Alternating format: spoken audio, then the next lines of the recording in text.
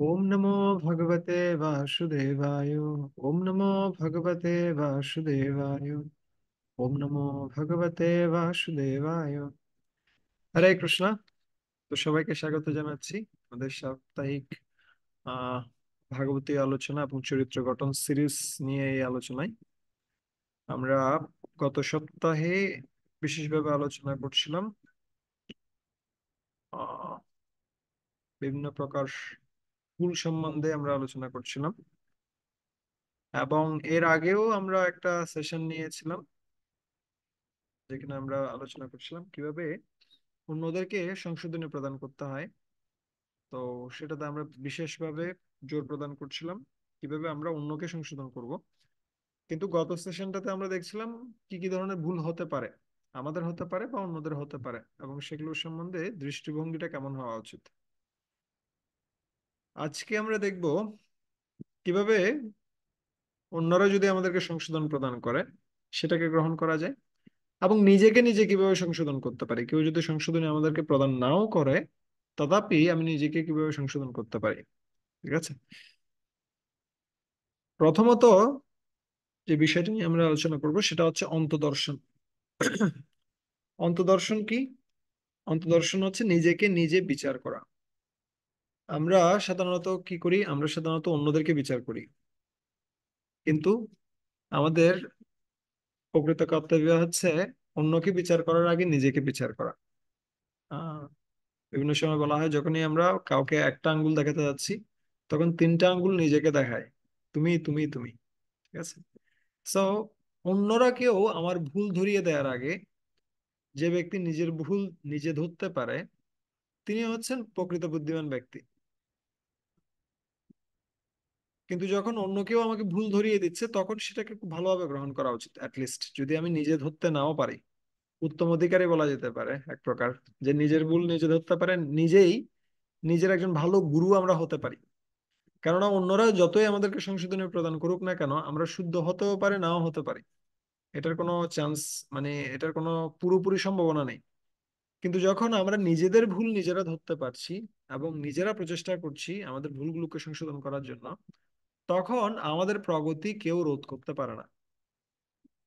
তাই সর্বপ্রথম কর্তব্য হচ্ছে হম একটা ভক্তের আহ, নিজেকে বিচার করা। 5 বছর পূর্বে আমি কেমন ছিলাম, এখন আমি কেমন আছি, ভবিষ্যতে আমি কেমনটা হতে চাই। প্রত্যেকটা সময়ে যদি আমাদের মধ্যে উন্নত হওয়ার একটা বাসনা না থাকে, তাহলে আমরা প্রগতি করতে পারবো না। 5 বছর আগে আমি যেমনটা ছিলাম, যেভাবে আমি কথা বলতাম, যেভাবে আমি অন্যদের সাথে আচরণ করতাম, যেভাবে আমি হরে কৃষ্ণ মহামন্ত্র জপ করতাম, অথবা যেভাবে আমি আহ মন্দিরের বিগ্রহগণকে দর্শন করতাম, সেই প্রক্রিয়ার যদি কিছু উন্নতি না হয় এবং আমার পূর্বের স্বভাবগুলোর প্রতি যদি আমার ধিক্কার না জানানো হয়, যে ইস, আমি এই সময় এই ধরনের কথা বলছিলাম, ওই সময় ওটা করেছিলাম, তাহলে বুঝতে হবে আমাদের অতটা উন্নতি হচ্ছে না। আমরা যেন প্রত্যেকটা সময়ই একটা পরিবর্তনের প্রক্রিয়ার মধ্য দিয়ে যাই। হুম। এই জন্য ভক্তি সিদ্ধান্ত সরস্বতী গোস্বামী ঠাকুর তিনি কি বলতেন? তিনি বলতেন সকালে ঘুম থেকে ওঠার পরে কি করতে হবে? 100 বার ঝাঁটা দিয়ে মনকে পেটাতে হবে। আর ঘুমানোর আগে কি করতে হবে? 100 বার জুতো দিয়ে পেটাতে হবে। তার মানে কি? তার মানে হচ্ছে আমি পূর্বে অনেকগুলো ভুল করেছি, বা ইদানিং আমি অনেকগুলো ভুল করছি, সেগুলোর জন্য অনুতাপ করা, সেগুলোর জন্য সংশোধনের ব্যবস্থা করা, এবং সন্ধ্যাবেলা রাত্রে যখন আমি ঘুমাতে যাচ্ছি সেই সময়টিতেও চিন্তা করা পুরো দিন ধরে আমি যে সমস্ত কার্যক্রমগুলো করেছি তার মধ্যে কি আমি কাউকে ব্যথা দিয়েছি, কারোর সাথে প্রতারণা করেছি, কারোর সাথে খারাপ আচরণ করেছি, অথবা কোনো নীতি আমি ভঙ্গ করেছি। তো এভাবে যখন আমরা চিন্তা করব, তখন স্বাভাবিকভাবে আমরা উন্নত হব। এই জন্য আমরা দেখতে পাই মহৎ ব্যক্তি যারা রয়েছেন তারা প্রত্যেকেই এই ইন্ট্রোস্পেকশন বা আত্মদর্শনের আহ পদ্ধতির কি করেন, শরণ গ্রহণ করেন। ঠিক যেমনি আমরা দেখতে পাই কার ক্ষেত্রে, শ্রীমদ্ ভাগবতমের শুরুতে আপনি দেখতে পাবেন ব্যাসদেব, তিনি এতগুলো গ্রন্থ রচনা করেছেন, সমস্ত বেদ সমূহ তিনি লিপিবদ্ধ করেছেন, উপনিষদ সমূহ লিপিবদ্ধ করেছেন, তিনি পুরাণ সমূহ রচনা করেছেন, তিনি বেদাঙ্গ রচনা করেছেন, অনেক শাস্ত্র রচনা করেছেন, তিনি মহাভারত তিনি রচনা করেছেন। কিন্তু এতগুলো শাস্ত্র রচনা করার পরেও তিনি অন্তরে শান্তি পাচ্ছেন না। এবং কেন যে এই শান্তিটা তিনি পাচ্ছেন না, সেটা নিয়ে তিনি অনুসন্ধান করছেন, কি হতে পারে, কি হতে পারে, কি হতে পারে। এবং তিনি খুঁজে পেলেন প্রকৃত সমস্যাটা কোথায়। প্রকৃত সমস্যাটা হচ্ছে, আমি তিনি চিন্তা করছিলেন, আমি অনেকগুলো গ্রন্থ রচনা করেছি যেখানে কর্মকাণ্ড, জ্ঞানকাণ্ড প্রভৃতি কিছুর বর্ণনা রয়েছে, ধর্ম, অর্থ, কাম, মোক্ষ ইত্যাদির কথা বর্ণনা রয়েছে। কিন্তু এখানে নির্মল কৃষ্ণ ভক্তির কথা বর্ণনা নেই সরাসরি। এখানে শুদ্ধ কৃষ্ণ ভক্তির কথা, পূর্ণরূপে কৃষ্ণ ভাবনাময় হওয়ার যে প্রক্রিয়া, সেটা সম্বন্ধে পুরোপুরিভাবে বর্ণনা নেই। সেখানে কর্মকাণ্ড, জ্ঞানকাণ্ড প্রভৃতির একটা কি রয়েছে, একটা মিশ্রণ রয়েছে। তাই তিনি চিন্তা করছিলেন, যদি আমি এমন কিছু রচনা করি যেখানে সম্পূর্ণরূপে আহ কৃষ্ণ কথা থাকবে, সেটার পুরো কেন্দ্রবিন্দু থাকবে ভক্তি, তাহলে মনে হয় আমি শান্তি প্রাপ্ত হতে পারি। এভাবে তিনি চিন্তা করছেন। আর যখনই এভাবে চিন্তা করছেন, সেই সময়টিতে সেখানে কে উপস্থিত হন? সেখানে উপস্থিত হন নারদ মুনি। এবং নারদ মুনি কাকে? ব্যাসদেবকে। তিনি জিজ্ঞাসা করছেন, আপনার এই অবস্থায় কেন? আপনাকে দেখে মনে হচ্ছে আপনি অনেক বেশি চিন্তিত। কি সমস্যা? যদিও নারদ মুনি জানেন সমস্ত কিছু, তথাপি ব্যাসদেব তিনি আবার খুলেই বললেন, আমি অনেকগুলো গ্রন্থ রচনা করেছি কিন্তু আমি আনন্দ পাচ্ছি না। হুম। তখন তিনি নারদ মুনি ব্যাসদেবকে আদেশ প্রদান করেন, তুমি কি করো, শ্রীমদ্ ভাগবতম রচনা করো, যেখানে সম্পূর্ণরূপে কৃষ্ণ ভক্তির বর্ণনা রয়েছে। ঠিক আছে? অন্য কোনো কিছু নয়, কর্ম, জ্ঞান, যোগ, অন্য কোনো কিছুর উপরে জোর প্রদান করার প্রয়োজন নেই, শুধুমাত্র ভক্তির উপরে, নির্মল কৃষ্ণ ভক্তির উপরে কি করো, উপস্থাপন করো, তখন তুমি আনন্দ পাবে। এবং তিনি তখন নিজেও ব্যাখ্যা করলেন কিভাবে তিনি পূর্বে একজন কি ছিলেন, একজন ক্ষুদ্র একজন দাসী পুত্র ছিলেন। কিন্তু কিসের প্রভাবে? ভক্তির প্রভাবে। ভক্তিটা কেমন ভাবে প্রাপ্ত হয়েছেন তিনি? মহাজনদের সেবা করার মাধ্যমে তিনি সামান্য ভক্তি প্রাপ্ত হয়েছিলেন। তার মাধ্যমে পরবর্তী জীবনে তিনি কি হলেন? একজন বিশাল মুনিতে পরিণত হলেন। তো এখানে একদিকে আমরা নিজেরা চিন্তা করব আমার কোন কোন জায়গায় ভুলগুলো হচ্ছে, সেটা নিয়ে বারবার করে চিন্তা করা, সেটা নিয়ে অনুতাপ করা। এবং সেই সাথে আমরা যে বিষয়গুলো চিন্তা করছি, সেটা আমরা কাদের সাথে, আমরা ঊর্ধ্বতন কর্তৃপক্ষের সাথে আলোচনা করতে পারি, আমি এই বিষয়গুলো চিন্তা করছি, এগুলো ঠিক কিনা। ঠিক আছে? তো এইভাবে আমরা খুব সহজে কি করতে পারবো, নিজেকে পরিবর্তন করতে পারবো। আহ, আমার এখনো মনে পড়ে, উম, আমরা এখানে কি করছিলাম, আমাদের একটা সেবা থাকে, আমরা কয়েকজনের প্রতিদিন সকালবেলা কি করা, ফুল তোলা। ঠিক আছে? কিন্তু কিসের দিনে? এই যে আহ গ্রীষ্মকালে এখানে অনেকগুলো গাছে আম হয়। সো আমরা যখন ফুল তুলতে যাই, সেই সাথে আমও পাওয়া যায়। সো একদিন আমি ফুল তুলতে গিয়েছি, সেখানে প্রায় 11টার মতো আম পেয়েছি আমি। সো আমগুলো এনেছি, ফুলও এনেছি, যাতে করে সবগুলো দিয়ে সাজানো যায় বৃন্দাবন বিহারীকে খুব সুন্দরভাবে। এখন যখন থালাতে একসাথে আমও দেখা গেল আর ফুলও দেখা গেল, যিনি পূজারী ছিলেন তিনি সাথে সাথে বলছেন, বাহ, আপনি তো খুব সুন্দর কি করলেন, আহ সেবা করলেন, একদিকে ফুলও আনলেন, অন্যদিক দিয়ে আমও আনলেন। ঠিক আছে? তখন আমি সাথে সাথে বলছিলাম যে, প্রভু, এটা তো খুব অল্প পরিমাণ, কোনো কোনো দিন আমি 15টা পর্যন্ত আম পেয়েছি। ঠিক আছে? তো আমি এই কথাটা বললাম, বলার পরে আমি ফুল এবং আম দুটাই রেখে, গর্ভগৃহে রেখে আমি চলে আসলাম। এখন এর পরবর্তী মুহূর্তে আমার মনে হচ্ছিল যে প্রকৃতপক্ষে আমি যে কথাটা বললাম, সেটা আসলে ঠিক হয়নি। কেন ঠিক হয়নি? এটা আমটাও আমি তৈরি করিনি, ফুলটাও আমি তৈরি করিনি, বা আমও আমি পেরে ওখানে রেখে দিইনি যে যেখান থেকে নিয়ে আসছি, আমি কষ্ট করে পেরেছি যার কারণে আমি আনছি, তা না। এটা বৃন্দাবন বিহারের আয়োজন ছিল, এবং যার কারণে আমি যখন তুলতে গিয়েছি তখন আমি পেয়েছি। এটা গাছের কৃতিত্ব, এটা বৃন্দাবন বিহারের কৃতিত্ব, সেটা আমার কৃতিত্ব না। কিন্তু মাঝখান থেকে কৃতিত্বটা নিচ্ছি আমি।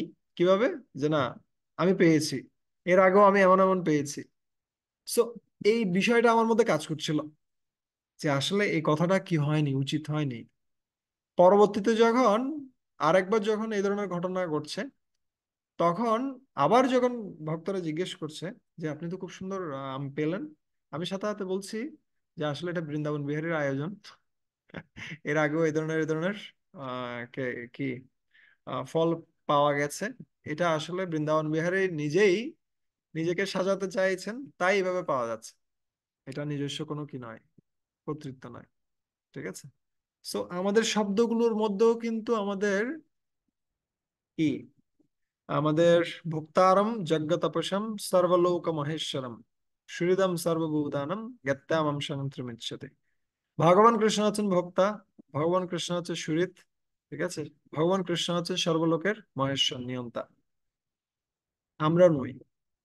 কিন্তু আমরা যখন কি করি, আমরা যখন নিজেদেরকে ভোক্তা মনে করি, আমরা যখন নিয়ন্তা মনে করি, আমরা যখন আহ সমস্ত কিছুর পরিচালনাকারী নিজেকে মনে করি, তখন অন্যান্য সমস্ত কিছু, অন্যান্য সমস্ত অনর্থ এর পেছনে পেছনে আসতে থাকে।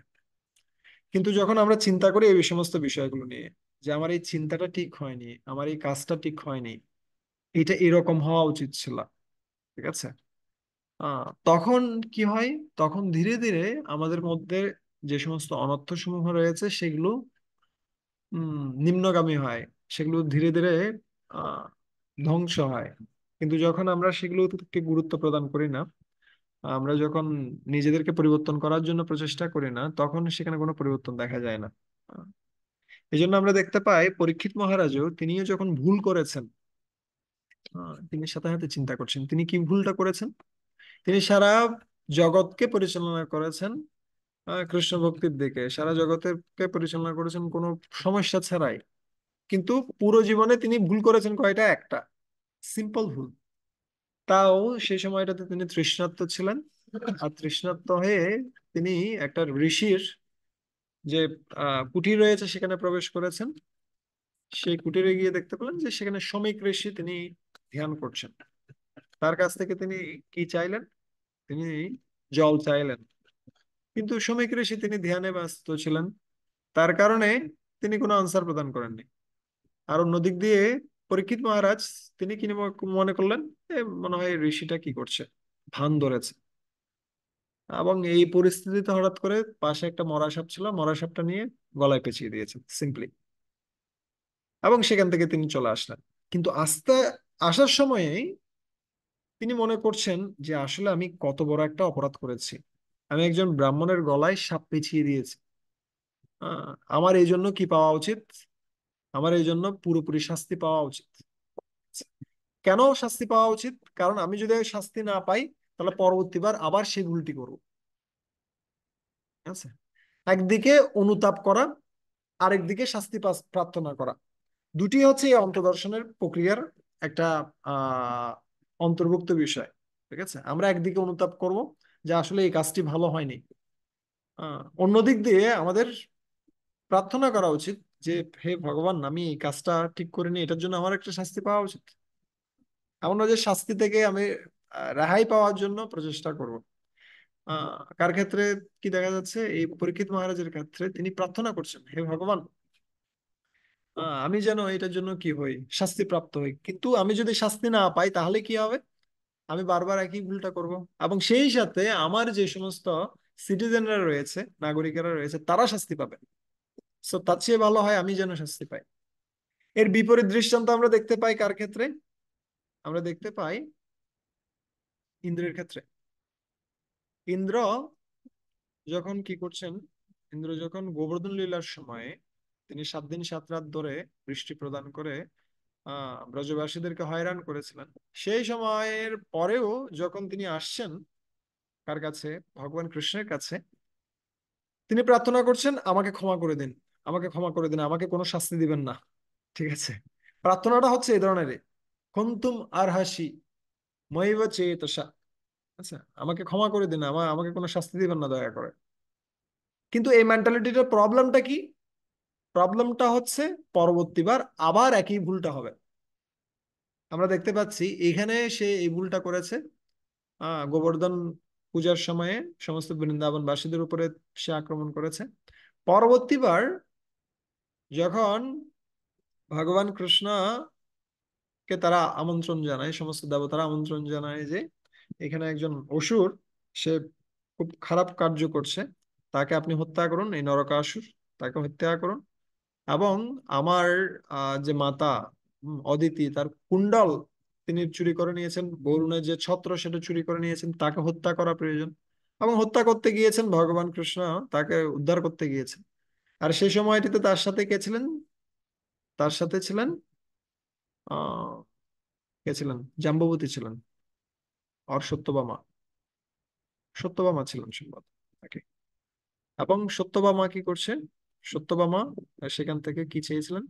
একটা পারিজাত বৃক্ষ চেয়েছিলেন। আর যখন পারিজাত বৃক্ষ চেয়েছেন, ভগবান কৃষ্ণ সেই উদ্যান থেকে একটি পারিজাত বৃক্ষ উৎপাটন করে তার গরুরের পৃষ্ঠে সেটাকে স্থাপন করেছিলেন।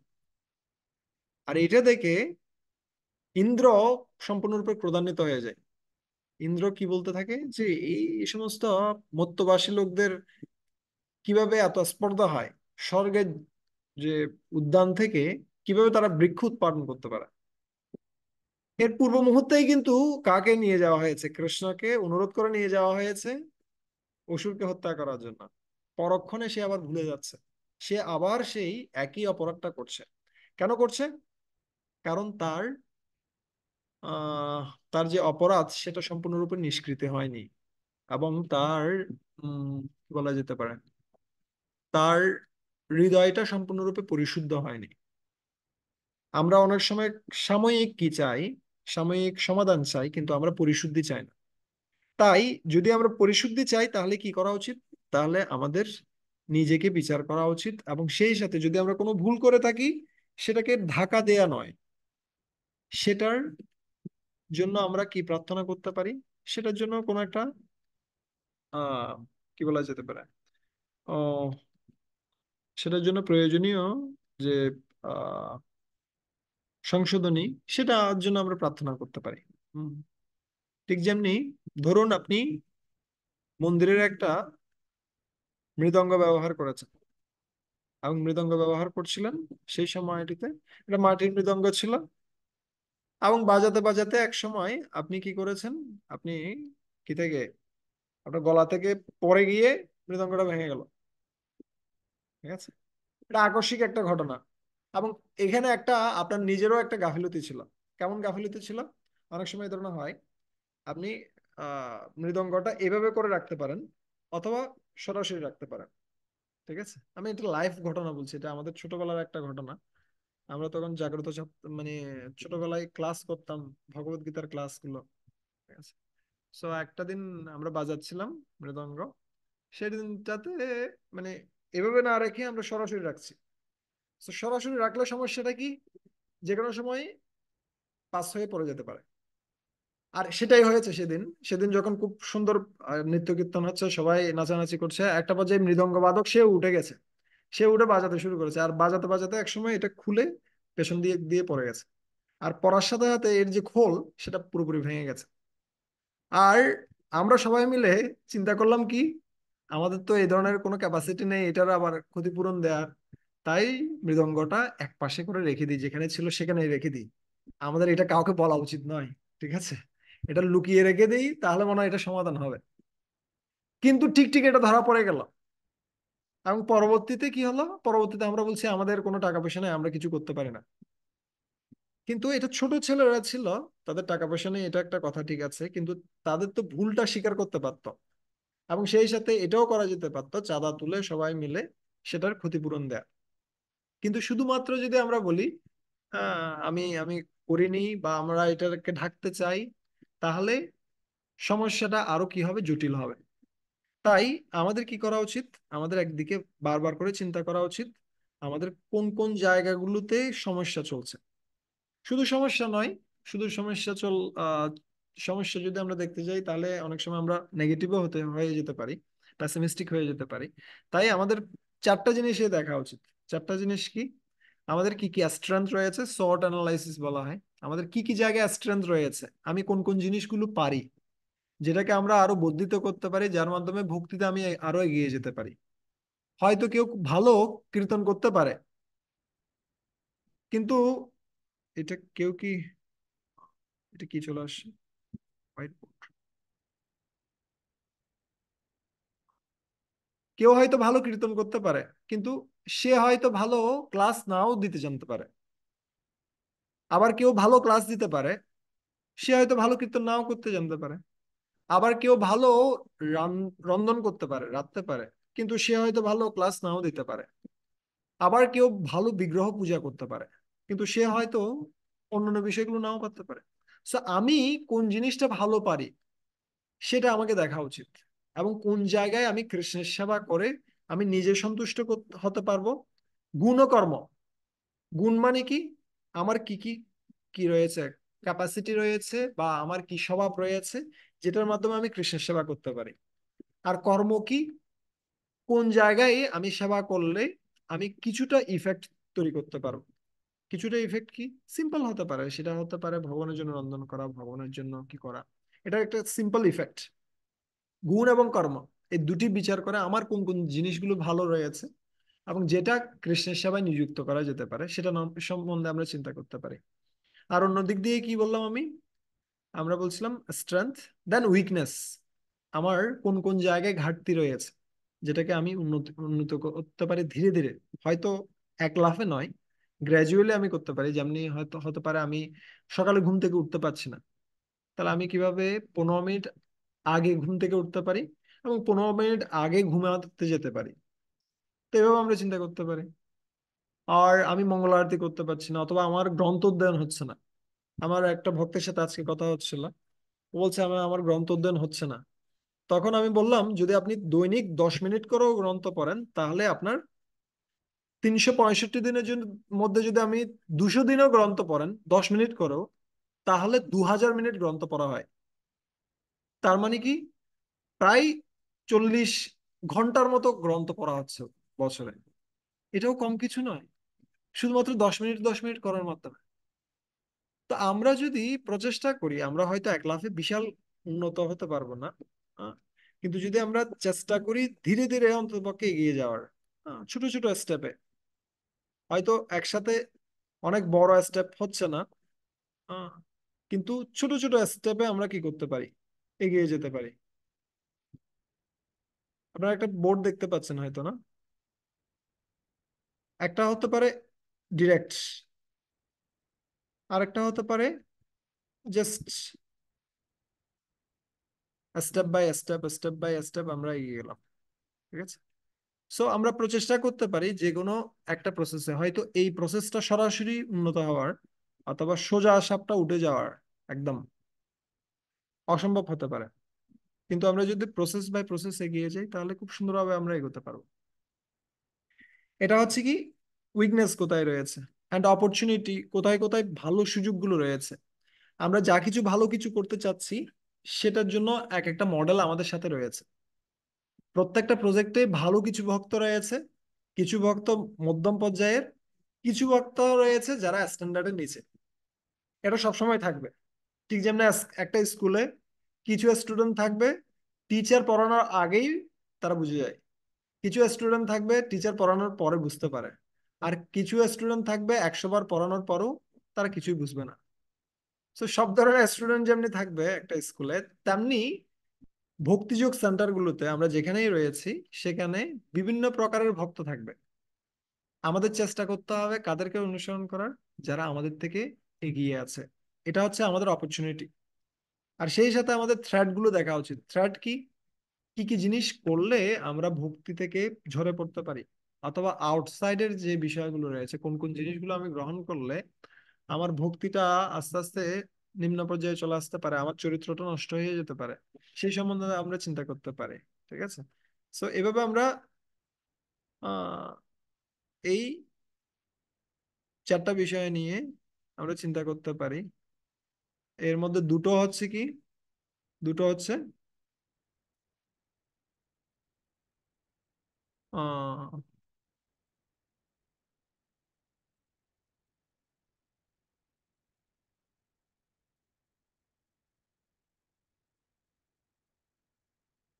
স্টেপ নিয়ে আমরা চিন্তা করতে পারি।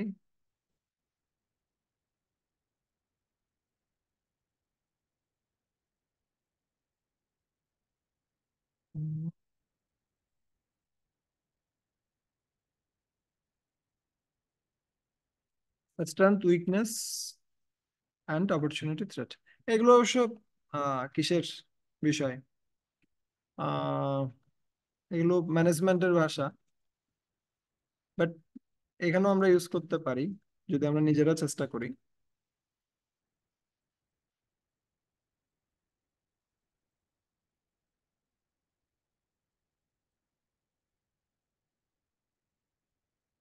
সো এই দুটো হচ্ছে ইন্টারনাল, আর এই দুটো হচ্ছে এক্সটার্নাল বেসিক্যালি। ঠিক আছে। সো ইন্টারনাল এবং এক্সটার্নাল দুটো বিষয়কে নিয়ে আমরা কি করতে পারি, আমরা চিন্তা করতে পারি, এবং ধীরে ধীরে হয়তো আমরা এগিয়ে যেতে পারি। এটা ছিল আমাদের ফার্স্ট পার্ট, অন্তদর্শন নিয়ে আমরা এতক্ষণ কথা বলছিলাম। এখন আমরা আসি সংশোধনী গ্রহণের ক্ষেত্রে কিছু নীতি। একটা, এতক্ষণ আমরা আলোচনা করছিলাম আমাদের নিজেদের ভুলগুলো আমরা কিভাবে নিজেরা ধরতে পারি এবং সেটার কিভাবে আমরা সংশোধনী করতে পারি। আর এটা হচ্ছে কি, অন্যরা যদি আমাদেরকে সংশোধনী প্রদান করে সেই ক্ষেত্রে কি কি নীতি আমাদের অনুসরণ করা উচিত।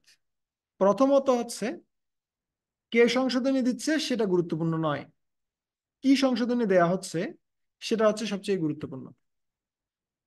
ঠিক যেমনি আমরা দেখতে পাই শিল প্রভুপাদ আহ যখন ইন্ডিয়াতে প্রচার করছিলেন, তিনি প্রাথমিক পর্যায়ে প্রচার করছিলেন কি, ম্যাগাজিন, ব্যাক টু গটেড ম্যাগাজিন অনলি। ঠিক আছে।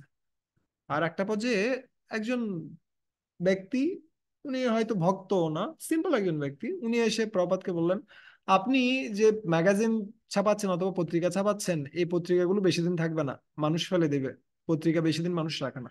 কিন্তু আপনি যদি গ্রন্থ ছাপান, তাহলে মানুষ অনেক দিন ধরে সেটা রেখে দিবে, এবং আজকে হোক কালকে হোক তারা কিন্তু গ্রন্থগুলো পড়বে। সো ব্যক্তিটা কিন্তু ভক্ত নয়, ব্যক্তিটা বড় পণ্ডিত নয়, একজন সিম্পল ব্যক্তি, কিন্তু তিনি এসে যখন প্রপাতকে বলছেন, প্রপাত সাথে সাথে সেটাকে গ্রহণ করছেন। তিনি চিন্তা করছেন না যে তুমি জানো আমি কে, আমি international society for Krishna consciousness এর কি প্রতিষ্ঠাতা আচার্য, আমি এটা আমি সেটা, না। উনি চিন্তা করছেন মেসেজটা কি। আরেকবার একই ধরনের একটা ঘটনা ঘটছিল। আহ শিলা প্রপাত সেই সময়টাতে আহ কি করছিলেন, অস্ট্রেলিয়াতে সম্ভবত একটা মন্দির উদ্বোধন করছিলেন। আহ, সেখানে জগন্নাথ বলদেব সুভদ্রা মহারানীর বিগ্রহের প্রাণ প্রতিষ্ঠা হবে, কিন্তু সেখানে কোনো কিছু ঠিক নেই। ওখানকার যে অল্টারটা তৈরি ছিল, ওটার সাইজটা ছিল ছোট, যার কারণে জগন্নাথ বলদেব সুভদ্রাকে ঢুকানো যাচ্ছিল না। তারা কি করছিল, চাপাচাপি করছিল কাকে, জগন্নাথ বিগ্রহকে চেপে ঢুকানোর চেষ্টা করছিল এর ভিতরে। এমন পরিস্থিতিতে প্রপাত রেগে যায়। প্রপাত রেগে গিয়ে বলছে, উপরের যে অংশটা রয়েছে সেটা কেটে ফেলে দাও। কিসের, অল্টারের উপরের অংশ কেটে ফেলে দাও, তোমরা বিগ্রহকে চাপা দিয়ে ঢুকাতে পারো না। ঠিক আছে। সো ঢুকিয়ে দিল। তারপরে বলছে পুষ্পাঞ্জলি কোথায়, পুষ্পাঞ্জলির বদলে নিয়ে এসেছে পুষ্পান্ন। ঠিক আছে। তারপরে বলছে, আরো রেগে গেছে প্রভুপাদ। তারপরে বলছে মধুপর্ক এবং সমস্ত দ্রব্যাদি কোথায়, দেখতে পাচ্ছি কিছু নেই, টোটালি কিছু নেই। কিভাবে যে বিগ্রহের কি হবে, ইনস্টলেশন হবে বুঝতে পারছেন না। প্রপাত টোটালি রেগে গেছেন। রেগে যারা ছিলেন ওখানে প্রত্যেককে তিনি কি করতে শুরু করেছেন, মানে ভৎসনা করতে শুরু করেছেন। আর এটা দেখে একজন হিপ্পি, ও ও গিয়ে প্রপাতকে বলছেন, প্রপাত আপনি রেগে যাচ্ছেন কেন, হরে কৃষ্ণ মহামন্ত্র জপ করুন এবং সুখী হন। ঠিক আছে? প্রভুপাদের কথা প্রভুপাদকে বলছে সিম্পলি। আর এটা শুনে প্রভুপাদ সাথে সাথে কি করছে, প্রভুপাদ সাথে সাথে তার জপমালায় হাতটা ঢুকিয়ে জপ করতে শুরু করেছেন, হরে কৃষ্ণ কৃষ্ণ কৃষ্ণ হরে হরে, হরে রাম রাম রাম হরে হরে। সো কার কাছ থেকে সংশোধনীটা আসছে সেটা গুরুত্বপূর্ণ নয়, কিন্তু কি সংশোধনী আসছে সেটা সবচেয়ে বেশি গুরুত্বপূর্ণ, সেটাকে আমাদের ভালোভাবে গ্রহণ করা উচিত। আর একবার মহাপ্রভুর লীলা তো আমরা দেখতে পাই, মহাপ্রভুর সময় একজন ভক্ত তিনি যখন টয়লেটে যাচ্ছিলেন, সেই সময়টিতে তিনি কি করছেন, তিনি তার যে দাঁত ছিল, দাঁত দিয়ে তার জিহ্বাকে চেপে ধরেছেন। তখন একটা বাচ্চা ছেলে গোপাল, সে দেখে জিজ্ঞেস করছে, মশাই আপনি এরকম করছেন কেন, আপনি আহ শৌচক্রিয়ার সময় আপনি জিহ্বাকে আমরা ধরেছেন কেন? তখন ওই ব্যক্তিটা বলছে, আমার জিহ্বাটা হরিনাম করতে করতে এত বেশি কি হয়ে গেছে, অনুরক্ত হয়ে গেছে, এমনকি এই নোংরা স্থানে পর্যন্ত আমার জিহ্বাটা হরিনাম কীর্তন করতে চাই। কিন্তু আমি চাই না এই নোংরা স্থানে কি হোক, হরিনাম কীর্তন হোক। ঠিক আছে, তাই আমি জিহ্বাটাকে আটকে রেখেছি। তখন এই ছোট বাচ্চাটা গোপাল, সে বলছে, কিন্তু যদি সেই টয়লেটে আপনার কি হয়, মৃত্যু হয়, তখন আপনি কি করবেন? সো সাথে সাথে ওই ব্যক্তিটার আহ, মানে চেতনা ফিরে এসেছে, এবং সাথে সাথে তিনি বলছেন, হ্যাঁ তাই তো। এবং এটাই তো মহাপ্রভুর শিক্ষা, নিয়মিত স্মরণেন কালঃ। আহ হরিনাম গ্রহণের কোনো বিধি নিয়ম কাল নেই। যে কোনো সময় যে কোনো পরিস্থিতিতে সব সময় কি করা যেতে পারে, হরিনাম করা যেতে পারে।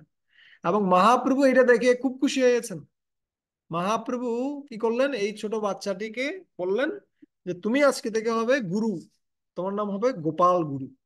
ঠিক আছে, তো একটা বাচ্চা শিশু কি দিচ্ছে, সংশোধনী দিচ্ছে, কিন্তু বৈষ্ণব সেটাকে গ্রহণ করার জন্য সাথে সাথে প্রস্তুত। তিনি চিন্তা করছেন না এটাকে বাচ্চা শিশু আমাকে কি দিচ্ছে, আহ জ্ঞান প্রদান করছে, নাকি একজন অ্যাডাল্ট, একজন প্রাপ্তবয়স্ক ব্যক্তি বা আমার থেকে সিনিয়র কেউ আমাকে কি দিচ্ছে, আমাকে সংশোধনী দিচ্ছে। কিন্তু বেশিরভাগ ক্ষেত্রে আমাদের কি হয়, আমরা সংশোধনীটা বিচার করার আগে আমি ব্যক্তিটাকে বিচার করি। হ্যাঁ, কয়দিন আগে আসছে এই ছেলেটা, এও আবার আমাকে কি দেয়। আবার এমন নয় যে আমাদের কি হবে, আমাদের ক্ষেত্রে উম ছোটরা বড়দেরকে কি করবে, শাসন করবে, অথবা কি করবে, আহ তাদের বিপরীতে গিয়ে কাজ করবে, তা নয়। কিন্তু যে কোনো ব্যক্তি যে কোনো ভাবে আমাদেরকে সংশোধনী প্রদান করুক না কেন, আমাদের কখনো কি হওয়া উচিত নয়, আমাদের কখনো অহংকারী হওয়া উচিত নয়, বরং সবার কাছ থেকে শেখার প্রচেষ্টা করা উচিত। আমরা ছোটবেলায় একটা কবিতাও পড়তাম না, আহ সবার আমি ছাত্র, হ্যাঁ? আকাশ আমায় শিক্ষা দিল, উদার হতে বাইরে।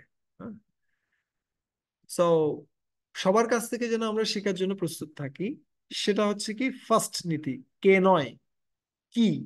ঠিক আছে, দেন যখন কেউ আমাকে কি প্রদান করছে, যখন কেউ সংশোধনী প্রদান করছে, সেটা যেন আমরা কখনো প্রতিরোধ না করি। আহ, আমরা যেন সেটাকে সাদরে গ্রহণ করি। ঠিক যেমনি আমরা দেখতে পাই, প্রতিরোধ করার বিষয়টা কার ক্ষেত্রে আমরা দেখতে পাই, আমরা দেখতে পাই হিরণ্যকশিপুর ক্ষেত্রে। হিরণ্যকশিপু যখন জিজ্ঞেস করছে, কাকে জিজ্ঞেস করছে, প্রহ্লাদকে জিজ্ঞেস করছে, প্রহ্লাদ তুমি স্কুলে গিয়ে কি শিখলে? তখন সাথে সাথে প্রহ্লাদ কি বলছে, প্রহ্লাদ মহারাজ বলছেন, বাচ্চা শিশু সাথে সাথে বলছে যে প্রকৃতপক্ষে আমি কি শিখলাম, আমি শিখলাম মতির্ন কৃষ্ণে পরতো শতো বা মিতো বিপদ্যেত গৃহভ্রতানাম অদন্ত গোবি বিশুতম তমিশ্রম পুনঃ পুনঃ চর্বিত চর্বনানম। যে ব্যক্তির মতি ভগবান কৃষ্ণে আকৃষ্ট নয়, সে বারবার করে এই জড় জগতে কি হচ্ছে, পুনরাবর্তন করছে, এবং সে চর্বিত বিষয়গুলোই চর্বণ করছে। আহার নিদ্রা ভয় মৈথুন এই বিষয়গুলোই বারবার করে সে চালিয়ে যাচ্ছে। এভাবে সে জড়বন্ধনে আটকে রয়েছে। আর আমি কি শিখলাম, আমি শিখলাম সমস্ত শিক্ষার মধ্যে সর্বশ্রেষ্ঠ শিক্ষা হচ্ছে কি, সর্বশ্রেষ্ঠ শিক্ষা হচ্ছে ভগবানের আরাধনা করা। আচ্ছা, শ্রবণম কীর্তনম বিষ্ণু স্মরণম পাদ সেবনম অর্চনম বন্দনম দর্শম শক্যমাত্ম নিবেদনম। সো এই কথা শোনার সাথে সাথে কি করছে, আহ, হিরণ্যকশিপু প্রহ্লাদ মহারাজকে সাথে সাথে ছুড়ে মেরেছে। এবং তিনি জিজ্ঞেস করছেন ষণ্ড এবং অমরক, তাদের, তার টিচার, তাদেরকে জিজ্ঞেস করছে কিভাবে এরা এই শিক্ষা পেল, কোথা থেকে এই শিক্ষা পেল, কিভাবে ওরা আমার শত্রুর নাম করছে। প্রহ্লাদ মহারাজও বলছেন, এখানে আসলে কেউ শত্রু নয়, এখানে কেউ কারো শত্রু নয়, প্রকৃত শত্রুরা হচ্ছে কি, রীতে অজিত আত্মনো উৎপতে স্থিত। এই জগতের একমাত্র শত্রু, প্রত্যেক ব্যক্তির একমাত্র শত্রু হচ্ছে তার অনিয়ন্ত্রিত মন, এছাড়া আর কোনো শত্রু নেই। এই কথাগুলো শোনার পরে আরো বেশি তেলে গগনে জ্বলে উঠেছে কে, হিরণ্যকশিপু। এবং সাথে সাথে তাকে ছুড়ে মারছে এবং বিভিন্নভাবে প্রচেষ্টা করছে তাকে হত্যা করার জন্য। তো আমাদের ক্ষেত্রে কি হয়, আমাদের ক্ষেত্রে যখন আমাদেরকে কেউ সংশোধনী প্রদান করে, সাথে সাথে তারা আমাদের শত্রুতে পরিণত হয়। আমরা মনে করি ওরা হচ্ছে আমাদের শত্রু, এবং বিভিন্নভাবে চেষ্টা করি তাকে রোধ করার জন্য, এবং তার ক্ষতিও করার জন্য আমরা অনেক সময় প্রচেষ্টা করি। আমাদের মনে হয় ওরা মনে হয় আমার পেছনে লেগে আছে। না, সে ধরনের কিছু নয়। আমাদের সাদরে গ্রহণ করা উচিত। কোনো ডিফেন্স নয়, কোনো প্রতিরোধ নয়। আমরা কার ক্ষেত্রে দেখতে পাই এই জিনিসটা? আমরা গতদিন অনেকগুলো ভুলের কথা আলোচনা করছিলাম, হয়তো বিষয়গুলো রিপিট আসতে পারে, কাহিনীগুলো, শিক্ষাটা এখানে আমরা দিচ্ছি। ঠিক যেমনি গত দিন আমরা আলোচনা করছিলাম, যখন শুক্রাচার্যের কন্যা দেবযানী এবং বৃষপর্বা মহারাজ, তার কন্যা কে শর্মিষ্ঠা, তারা যখন একসাথে কি করছিল, খেলা করছিল, একটা পর্যায়ে গিয়ে একজনের সাথে একজনের ঝগড়া বাঁধে, এবং কি করে, এবং আহ দেবযানীর, না, শর্মিষ্ঠা কি করেছিল, দেবযানীকে কোথায় ছুঁড়ে মারে? একটা অন্ধ কুয়াতে ছুঁড়ে মারে। ঠিক আছে, এখানে দুজনেরই কি ছিল, দোষ ছিল। শুধুমাত্র শর্মিষ্ঠার যে দোষ ছিল তা নয়, অথবা দেবযানীর যে দোষ ছিল তা নয়, দুজনেরই দোষ ছিল। এবং প্রথম কে শুরু করেছে? প্রথম দেবযানী শুরু করেছিল, শুক্রাচার্যের কন্যাই সেটা শুরু করেছিল।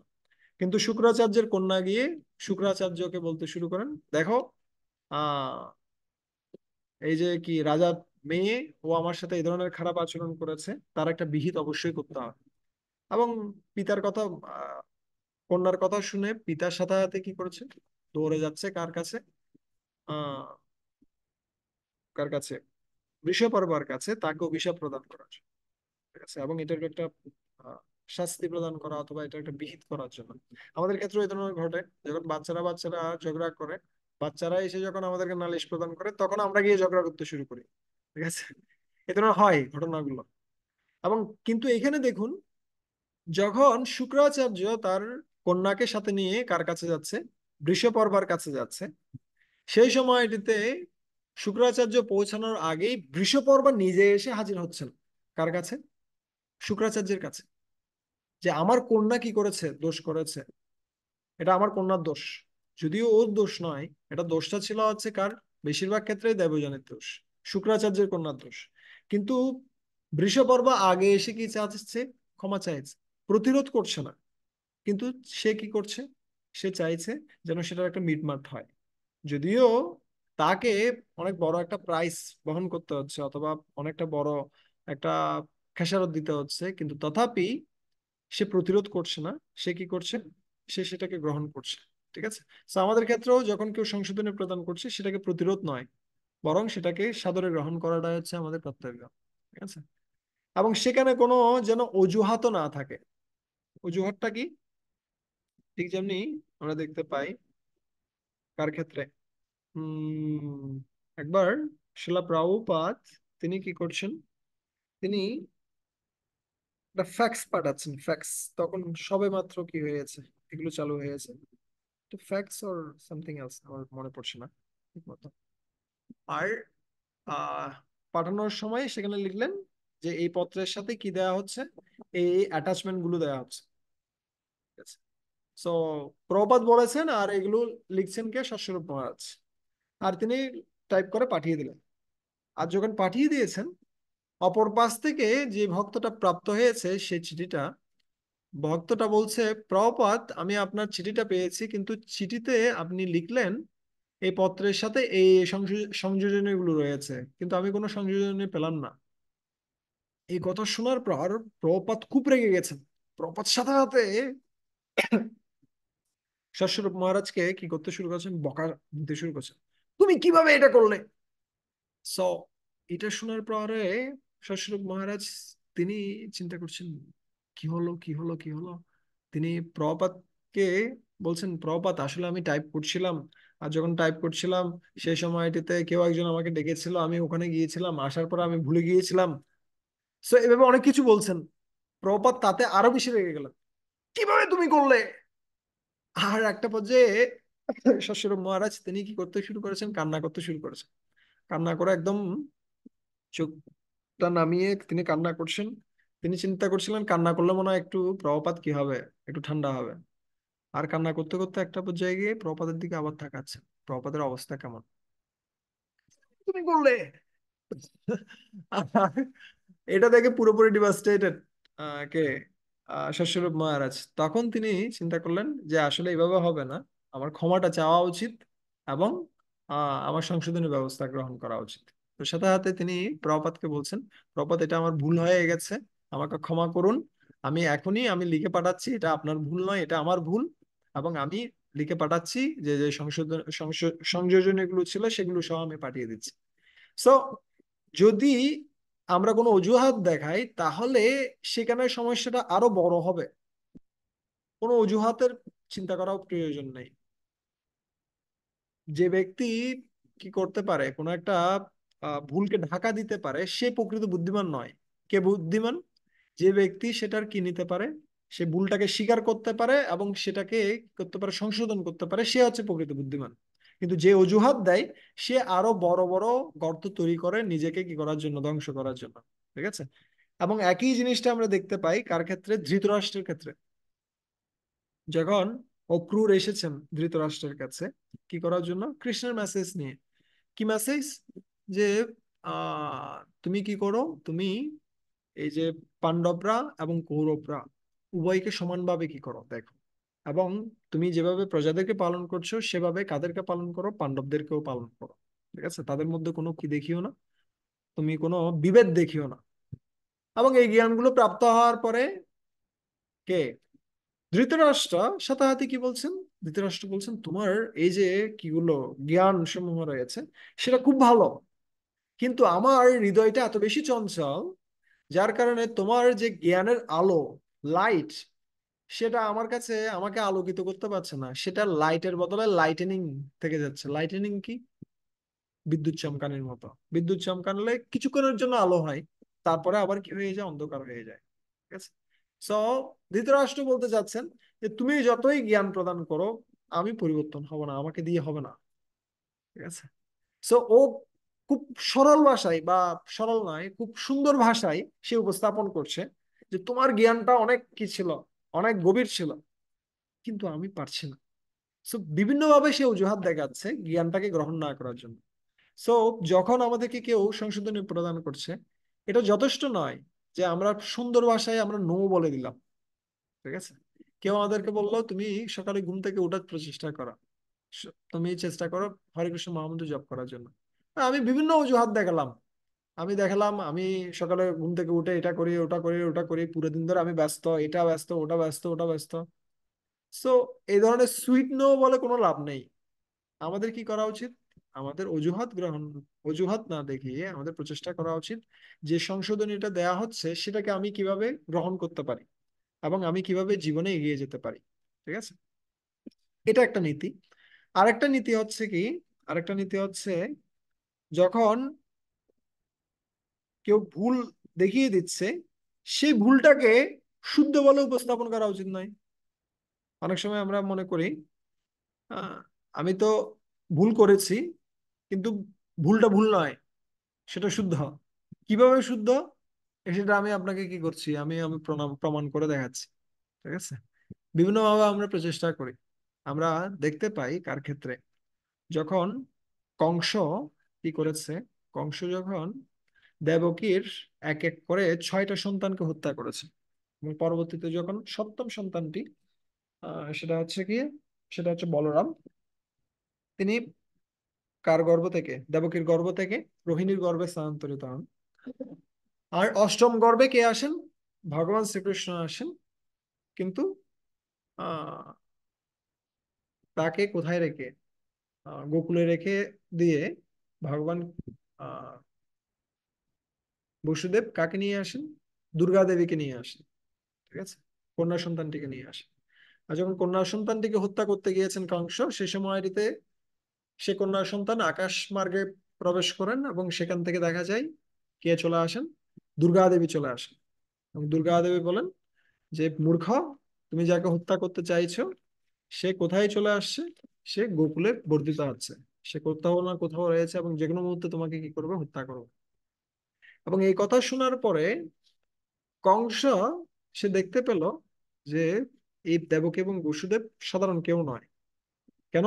কারণ তারা কার জন্ম দিয়েছে? দুর্গা দেবীর জন্ম প্রদান করেছে। কাত্যায়নী তাদের গর্ভে এসেছে। সো তারা সাধারণ কেউ নয়। এবং সাথে সাথে সে তাদের চরণে পড়ে গেছে, এবং সে চেষ্টা করছে কিভাবে এটাকে কি করা যেতে পারে, এটাকে জাস্টিফাই করা যেতে পারে। ভুল যেটা করেছে সেটা যে শুদ্ধ সেটা কিভাবে প্রকাশ করা যেতে পারে।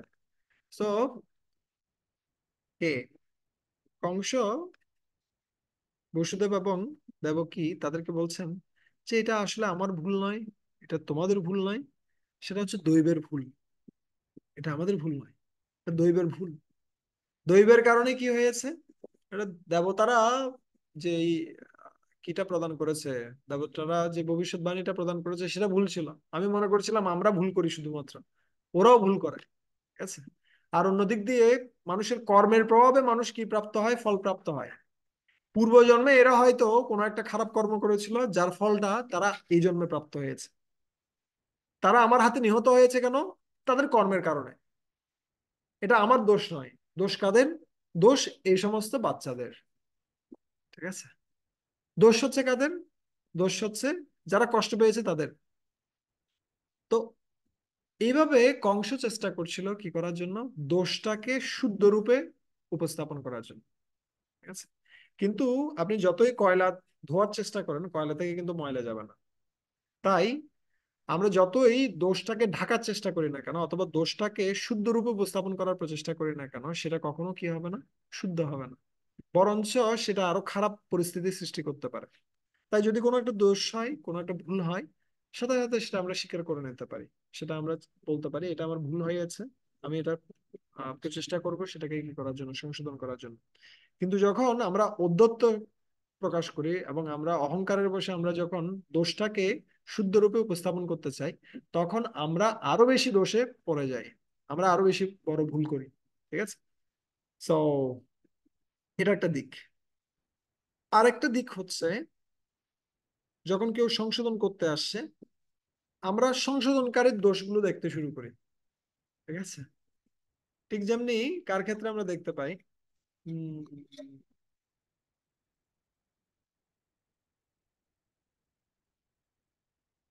ভগবান কৃষ্ণ যখন শান্তি প্রস্তাব নিয়ে এসেছেন, কাদের কাছে? ধৃতরাষ্ট্রের কাছে। সেই সময়টিতে ধৃতরাষ্ট্র ও নিশ্চিত ছিল আমরা যুদ্ধ করবোই, যে কোনো ভাবে হোক আমরা কি করব না, আমরা এই পাণ্ডবদেরকে ছেড়ে দেবো না। ঠিক আছে। আর অন্যদিক দিয়ে তার ছেলেরা, তারাও ছিল একই রকমের। তাই কেউই কি শুনেনি, ভগবানের কথা শুনেনি। আর বিদুর এতে খুব রেগে যান। বিদুর কি করেন? বিদুর ধৃতরাষ্ট্রকে বলেন এই যে আহ অমঙ্গল সূচক যে ব্যক্তি রয়েছে, এই সমস্ত অমঙ্গলের প্রতিকৃতি হচ্ছে এই এই দুর্যোধন। কৃষ্ণ বিমুখ সে, এবং তাকে গৃহে রাখার মাধ্যমে পুরো কুল ধ্বংস প্রাপ্ত হবে। তাই এই লক্ষ্মী ছাড়াটাকে তাড়াতাড়ি করে এই ঘর থেকে কি করো, বের করে দাও। তাহলে এই কুলের কি হবে? কল্যাণ হবে। এবং এই যে কথাটা কে বলছেন? বিদুর বলছেন। এগুলো কিন্তু সত্য বিষয়। এবং বারবার করে ধৃতরাষ্ট্র দুর্যোধনের ফাঁদে পড়ে কিন্তু খারাপ আচরণ করছে। এবং বিদুর যখন এভাবে কি করছেন, ধৃতরাষ্ট্রকে এবং দুর্যোধনকে যখন সংশোধনী প্রদান করছেন, সেই সময়টিতে দুর্যোধন কি করলো? দুর্যোধন বলতে শুরু করেছে এই দাসী পুত্রকে কে আমাদের গৃহে রেখেছে? আমরা যাদেরকে কি প্রদান করছি, আমাদের উচ্ছিষ্টকে যারা কি হচ্ছে, পালিত লালিত হচ্ছে, তারা আমাদের বিরুদ্ধে কথা বলছে। এই যে আহ গৃহপালিত কুকুরটিকে এখান থেকে এখনই কি করা উচিত? এখনই বের করে দেওয়া উচিত, এবং তার সমস্ত অস্ত্রশস্ত্র কেড়ে নেওয়া উচিত, এবং শুধুমাত্র নিঃশ্বাস নিয়ে এখান থেকে বিতাড়িত করা উচিত। তো দেখুন এখানে, এখানে কিন্তু বিদুর ভালোর জন্যই কিন্তু উপদেশটা প্রদান করছিল। কিন্তু সমস্যাটা হচ্ছে কি? সমস্যাটা হচ্ছে দুর্যোধন কি দেখছিল? দুর্যোধন এবং ধৃতরাষ্ট্র তারা দেখছিল বিদুরের কি ভুল রয়েছে। সো আমাদেরকে যখন কেউ সংশোধনে দিতে আসে, তখন আমরা উল্টো ব্যক্তিটার ভুলগুলো দেখতে শুরু করি। তুমি যে আমাকে সংশোধন দিচ্ছ, তোমার তো এই ভুলগুলো রয়েছে। সো ওর অনেকগুলো ভুল থাকতে পারে এবং ওর অনেকগুলো ব্যাকগ্রাউন্ড থাকতে পারে, তার মানে এই নয় যে ও আমাকে যে ভুলটা ধরিয়ে দিচ্ছে সেটা ভুল, সেটা ঠিক নয়। ঠিক আছে? সো যখন আমাকে কেউ ভুল ধরিয়ে দিচ্ছে, সেই ভুলটাকে আমাদের কনসিডার করা উচিত। ওর যে ওই ব্যক্তিটার যে ব্যক্তিগত চরিত্র, ওটাকে আমার দেখার প্রয়োজন নেই। ঠিক আছে? আরেকটা এক্সাম্পল প্রদান করি। আমাদের এখানে আশ্রমে কি হয়েছে, একটা ভক্ত, একটা ব্যক্তি, ও কি করছে, ও একটা আমাদের একটা প্রোগ্রাম হচ্ছিল, একটা জন্মদিনের প্রোগ্রাম, সেখানে সবাই কি করছে, গ্লোরিফিকেশন করছে। একটা পর্যায়ে গিয়ে ও বলতে শুরু করলো, একজন ভক্ত ও বলতে শুরু করলো যে আসলে আমরা এভাবে জন্মদিনের অনুষ্ঠান করছি, এখানে আমরা গ্লোরিফাই করছি ঠিক আছে, কিন্তু আমাদের পার্সোনাল যে রিলেশনশিপ রয়েছে, আমাদের যে ব্যক্তিগত সম্পর্ক রয়েছে একজনের সাথে একজনের, সেটাকে আরো বর্ধিত করা উচিত। শুধুমাত্র এই ধরনের কি করলেই, এই ধরনের জন্মদিন আসলে আমরা একটু কি করলাম, একটু তার গুণকীর্তন করলাম এবং পুরো বছর ধরে আমরা তার কোনো ব্যক্তিগত খোঁজ খবর নিলামই না, তাহলে সেটা কোনো লাভ নেই। এবং এই কথাটা যখন শুনেছে, ওরা চিন্তা করতে শুরু করেছে, আরে তুমি তো স্লো ক্লাসে আসো না, তুমি তো এটা করো না, তুমি তো এটা করো না, তুমি তো এটা করো না। ঠিক আছে? তুমি আমাদেরকে কি দিচ্ছ, উপদেশ দিচ্ছ। So, কথাটা কিন্তু ঠিক রয়েছে, কিন্তু এখন কি চলে আসছে, ব্যক্তিটার কি কি খারাপ গুণ রয়েছে সেগুলো আমরা দেখতে শুরু করছি। কিন্তু আমরা দেখছি না ও যে কথাটা বললো সেটা সত্য কিনা, এটা আসলেই সত্য। সো আমরা আমরা যদি একটা প্রিকনসিপ্ট ধারণা নিয়ে থাকি যে আমরা, এই ব্যক্তিটা এমন বা ওই ব্যক্তিটা এমন, ওর এই খারাপ গুণগুলো রয়েছে, তখন ওর যে ভালো গুণ রয়েছে অথবা ও যে ভালো একটা সংশোধনী প্রদান করছে সেটা কিন্তু আমরা দেখবো না। এবং এর মাধ্যমে আমরা একটা ভালো সংশোধনী থেকে কি হয়ে যাব, আমরা আমরা নিজেদেরকে গুটিয়ে রাখবো। ঠিক আছে? তাই যে সংশোধনী প্রদান করছে তার দোষ দেখার আমাদের কর্তব্য নয়, আমাদের কর্তব্য হচ্ছে সে যে সংশোধনীটা দিচ্ছে সেটাকে গ্রহণ করা। ঠিক আছে? এবং এমনকি খারাপ যে সমস্ত সংশোধনী রয়েছে, আহ, ভালো সংশোধনী থাকতে পারে, কিছু খারাপ সংশোধনী থাকতে পারে। ভালো সংশোধনীটা কেমন, ভালো সংশোধনীটা হচ্ছে খুব গোপনে সুন্দরভাবে বুঝিয়ে বলা, খুব সমবেদনা সহকারে, আহ ভালোবাসা দিয়ে বুঝিয়ে বলা, এটা হচ্ছে কি ভালো সংশোধনী। আর খারাপ সংশোধনী কি হতে পারে, খারাপ সংশোধনী ঈর্ষা পরায়ণ হয়ে, খুব ক্রোধান্বিত হয়ে, সবার সামনে যদি কেউ সংশোধনী প্রদান করে, এটা হচ্ছে খারাপ সংশোধনী। কিন্তু খারাপ সংশোধনী থেকেও ভালো মানুষ ভালো সংশোধনী গ্রহণ করতে পারে, ভালো ইনস্ট্রাকশন গ্রহণ করে নিতে পারে। ঠিক যেমনি আমরা কার ক্ষেত্রে দেখতে পাই, আমরা দেখতে পাই আহ কার ক্ষেত্রে, ধ্রুব মহারাজের ক্ষেত্রে। ধ্রুব মহারাজকে তার বিমাতা কি করছিল, সুরুচি, সে বলছিল কি, তোমার কিসে, তোমার পিতার কোলে বসার কোনো যোগ্যতা নেই। তুমি যদি সত্যি পিতার কোলে বসতে চাও, তাহলে তুমি কি করো, তুমি তপস্যা করো, তোমার এই দেহটা পরিত্যাগ করো, আর তুমি আমার গর্ভে জন্মগ্রহণ করো। তার পরবর্তীতে তুমি কি করতে পারবে, তুমি পিতার কোলে উঠতে পারবে। আর এই পুরো প্রসেসটার জন্য তুমি কি করো, ভগবান বিষ্ণুর আরাধনা করো। সো এটা ছিল একটা খারাপ সংশোধনী, এটা ঈর্ষা পরায়ণ হয়ে সেই সংশোধনীটা প্রদান করছে, যেটার কোনো মানে হয় না। ঠিক আছে? কিন্তু সেখান থেকেও সুনীতি মা কি কি বেছে নিচ্ছে, ভালো দিকটা গ্রহণ করে নিচ্ছে। সুনীতি মা বলছে কি, তোমার বিমাতা যে কথাগুলো বলেছে, সৎমা যে কথাগুলো বলেছে, সব ঠিক রয়েছে। বিশেষ করে তোমার বিমাতা যে বলল বিষ্ণুর আরাধনা করো, সেটা একদমই ঠিক রয়েছে। ভগবান বিষ্ণু যে ধরনের স্নেহ প্রদান করতে পারে, সেটা কোটি মা প্রদান করতে পারে না। ঠিক আছে? এবং ভগবান বিষ্ণু কৃপায় তোমার পিতামহ, প্রপিতামহ প্রত্যেকে কি প্রাপ্ত হয়েছে, সাফল্য অর্জন করেছে, জগতের আধিপত্য লাভ করেছে। তাই তুমিও যদি ভগবান বিষ্ণুর আরাধনা করো, তাহলে তুমিও কি করতে পারবে, তুমিও সর্বশ্রেষ্ঠ হতে পারবে। সো সংশোধনীটা খারাপ, কিন্তু মেসেজটা নিচ্ছে কি ভালো। আমাদের ক্ষেত্রেও আমাদেরকে যখন কেউ কি প্রদান করছে, সংশোধনী প্রদান করছে, হতে পারে সেটা খারাপ। এই জগৎটাই হচ্ছে কি, জগৎটাই ইমপারফেক্ট। তাই কেউ যে আমাদেরকে পারফেক্ট ওয়েতে অথবা সঠিকভাবে কেউ যে আমাদেরকে সংশোধনী প্রদান করবে এটা আমাদের আশা করা উচিত নয়। কিন্তু আমরা যখন কাউকে কি দিব, সংশোধনী দিব, তখন এটা পারফেক্ট ওয়েতে দেওয়া উচিত। কিন্তু অন্যরা যখন আমাদেরকে কি দিচ্ছে, সংশোধনী দিচ্ছে, সেটা খারাপ ভাবে হোক অথবা ভালোভাবে হোক, সেটা ঈর্ষাপরায়ণ হয়ে হোক অথবা ঈর্ষা শূন্য হয়ে হোক, যে কোনো ভাবে হোক না কেন, আমাদের সেখান থেকে কি নেওয়া উচিত? ইসেন্স নেওয়া উচিত। ঠিক আছে, এই জন্য বলে বিষাদ ওপি অমৃত গ্রায়ম, বীজ থেকেও অমৃত গ্রহণ করা যেতে পারে। অমেদ্যাত ওপি কাঞ্চনম, ডাস্টবিনে যদি কি পড়ে থাকে, স্বর্ণখণ্ড পড়ে থাকে, সেখান থেকেও স্বর্ণখণ্ড তুলে নিয়ে যেতে পারে। ঠিক আছে। সো আমাদের এই প্রচেষ্টাটা থাকা উচিত কোথা থেকে? হ্যাঁ, এই পরিস্থিতি থেকে কিনা খারাপ ব্যক্তি থেকেও ভালো শিক্ষা গ্রহণ করা। ঠিক আছে। এবং সেই সাথে আমরা কি করতে পারি, আমরা যখন যদি আমরা বুঝতে পারি কোনো একটা ভুল আমাদের হয়েছে, সে ভুলটাকে সংশোধন করার জন্য, আমাদের ভুলটাকে সংশোধন করার জন্য আমরা চাইলে উচ্চতর কর্তৃপক্ষের সাহায্য আমরা গ্রহণ করতে পারি। কিভাবে আমরা দেখতে পাই? আমরা দেখতে পাই কার ক্ষেত্রে? আমরা দেখতে পাই আহ ইন্দ্রের ক্ষেত্রে। ইন্দ্র যখন গোবর্ধন পূজার সময় কি করেছে, ব্রজবাসীদেরকে অ্যাটাক করেছে, এবং পরবর্তীতে ইন্দ্র কি করছেন, ইন্দ্র তার নিজের ভুলটা বুঝতে পেরে তিনি কার কাছে গেলেন? প্রথমে ব্রহ্মার কাছে গেলেন, এবং ব্রহ্মার কাছে গিয়ে বলছেন যে আমার এই ভুলগুলো ঘটে গেছে ইতিমধ্যে, আমি কিভাবে এটা সংশোধন করতে পারি। এবং ব্রহ্মা যে তাকে উপদেশ দিলেন, তুমি কি করো, তুমি সুরভিকে সাথে নিয়ে কার কাছে যাও? ভগবান কৃষ্ণের কাছে যাও, এবং সুরভিকে দেখে ভগবান সন্তুষ্ট হবেন এবং তোমাকে কি প্রদান করবেন? তোমাকে ক্ষমা করবেন। সো এখানে দেখুন, যদিও সুরভি হয়তো পদমর্যাদার দিক দিয়ে ইন্দ্র থেকে উন্নত নয়, কিন্তু ব্রহ্মাজি যেহেতু বলেছেন, তাই সুরভিকে সামনে রেখে ইন্দ্র কার কাছে গেলেন? ভগবান কৃষ্ণের কাছে গেলেন। ঠিক আছে। যেহেতু ইন্দ্রকে সুরভিকে ভগবান কৃষ্ণ অনেক বেশি পছন্দ করেন, গাভীদেরকে যেহেতু ভগবান কৃষ্ণ পছন্দ করেন, তাই তাদেরকে সামনে রেখে কে গেলেন? ইন্দ্র ক্ষমা চাইতে গেলেন, বা এই সংশোধনী ভুলটাকে সংশোধন করতে গেলেন।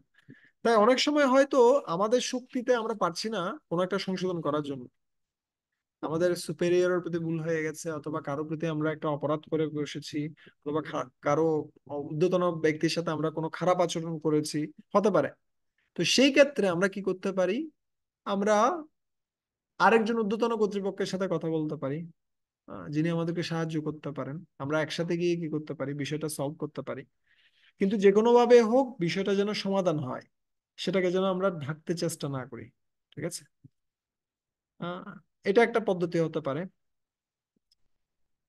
এবং সেই সাথে, তো যদিও আমরা ইতিমধ্যেই কিছুটা অংশে আলোচনা করেছি শুক্রাচার্যের ঘটনার সময়, আহ, এটা আলাদাভাবে আমরা উপস্থাপন করছি। যদি আপনি কোনো লিডারশিপ রোলে রয়েছেন, সেক্ষেত্রে আপনার অধস্তন যদি কোনো ব্যক্তি ভুল করে, সেটার দায়ভারটা কিন্তু আপনাকেই গ্রহণ করতে হবে। এটা এমন নয় যে সেটা টিমের উপর আপনি চাপিয়ে দিবেন অথবা ব্যক্তিটার উপরে চাপিয়ে দিবেন। হ্যাঁ, কিছু কিছু ক্ষেত্রে যদি কেউ ভুল করে, সেটাকে আমাকে আহ তার ভুলটা তাকে দেখিয়ে দিয়ে তার সংশোধনের ব্যবস্থা করা উচিত। কিন্তু ওভারঅল দায়িত্বটা কিন্তু কার হাতে থাকবে? লিডারের হাতে। আহ এই জন্য বলা হয় বৃত্তেন বৃত্ত অপরাধ স্বামীন দণ্ড। বৃত্তের অপরাধে কার দণ্ড হয়? স্বামীর দণ্ড হয়, অথবা যিনি লিডার রয়েছেন তার দণ্ড হয়। ঠিক যেমনি আমরা দেখতে পাই, যখন চতুষ্কুমার আর ব্রহ্মার চার পুত্ররা তারা যখন বৈকুণ্ঠে প্রবেশ করতে চাইছিলেন, সেই সময়টিতে কারা বাধা প্রদান করেন? জয় বিজয় বাধা প্রদান করেন। এবং তখন জয় বিজয়কে তারা অভিশাপ প্রদান করেন যে তোমরা দুজন কি করেছো? তোমরা দুইজন মর্ত্যবাসী লোকদের মতোই আচরণ করেছো, তাই তোমাদের কিসে ফিরে যাওয়া উচিত? তোমাদের জড়জগতে ফিরে যাওয়া উচিত। ঠিক আছে। আহ, অসুরের মতো তোমরা কাজ করেছো। তো এই কথা শোনার পরে তারা কি করছেন? তারা সম্পূর্ণরূপে নতজানু হয়ে যান কার চরণে? চতুষ্কুমারের চরণে। আর ইতিমধ্যেই কে উপস্থিত হন সেখানে? ভগবান বিষ্ণু উপস্থিত হন। এবং ভগবান বিষ্ণু উপস্থিত হয়ে তিনি ক্ষমা চাইছেন কার কাছে? জ্যোতিষ কুমারের কাছে। যেটা আহ কার, আমার ভৃত্যরা অপরাধ করেছে মানে সেটা আমারই অপরাধ, আমাকে ক্ষমা করুন। এবং এই আচরণ দেখে একদিকে চতুষ কুমারের হৃদয় পরিবর্তন হয়ে গেছে, অন্যদিক দিয়ে জয় বিজয়ের হৃদয় পরিবর্তন হয়ে গেছে। ঠিক আছে। সো যখন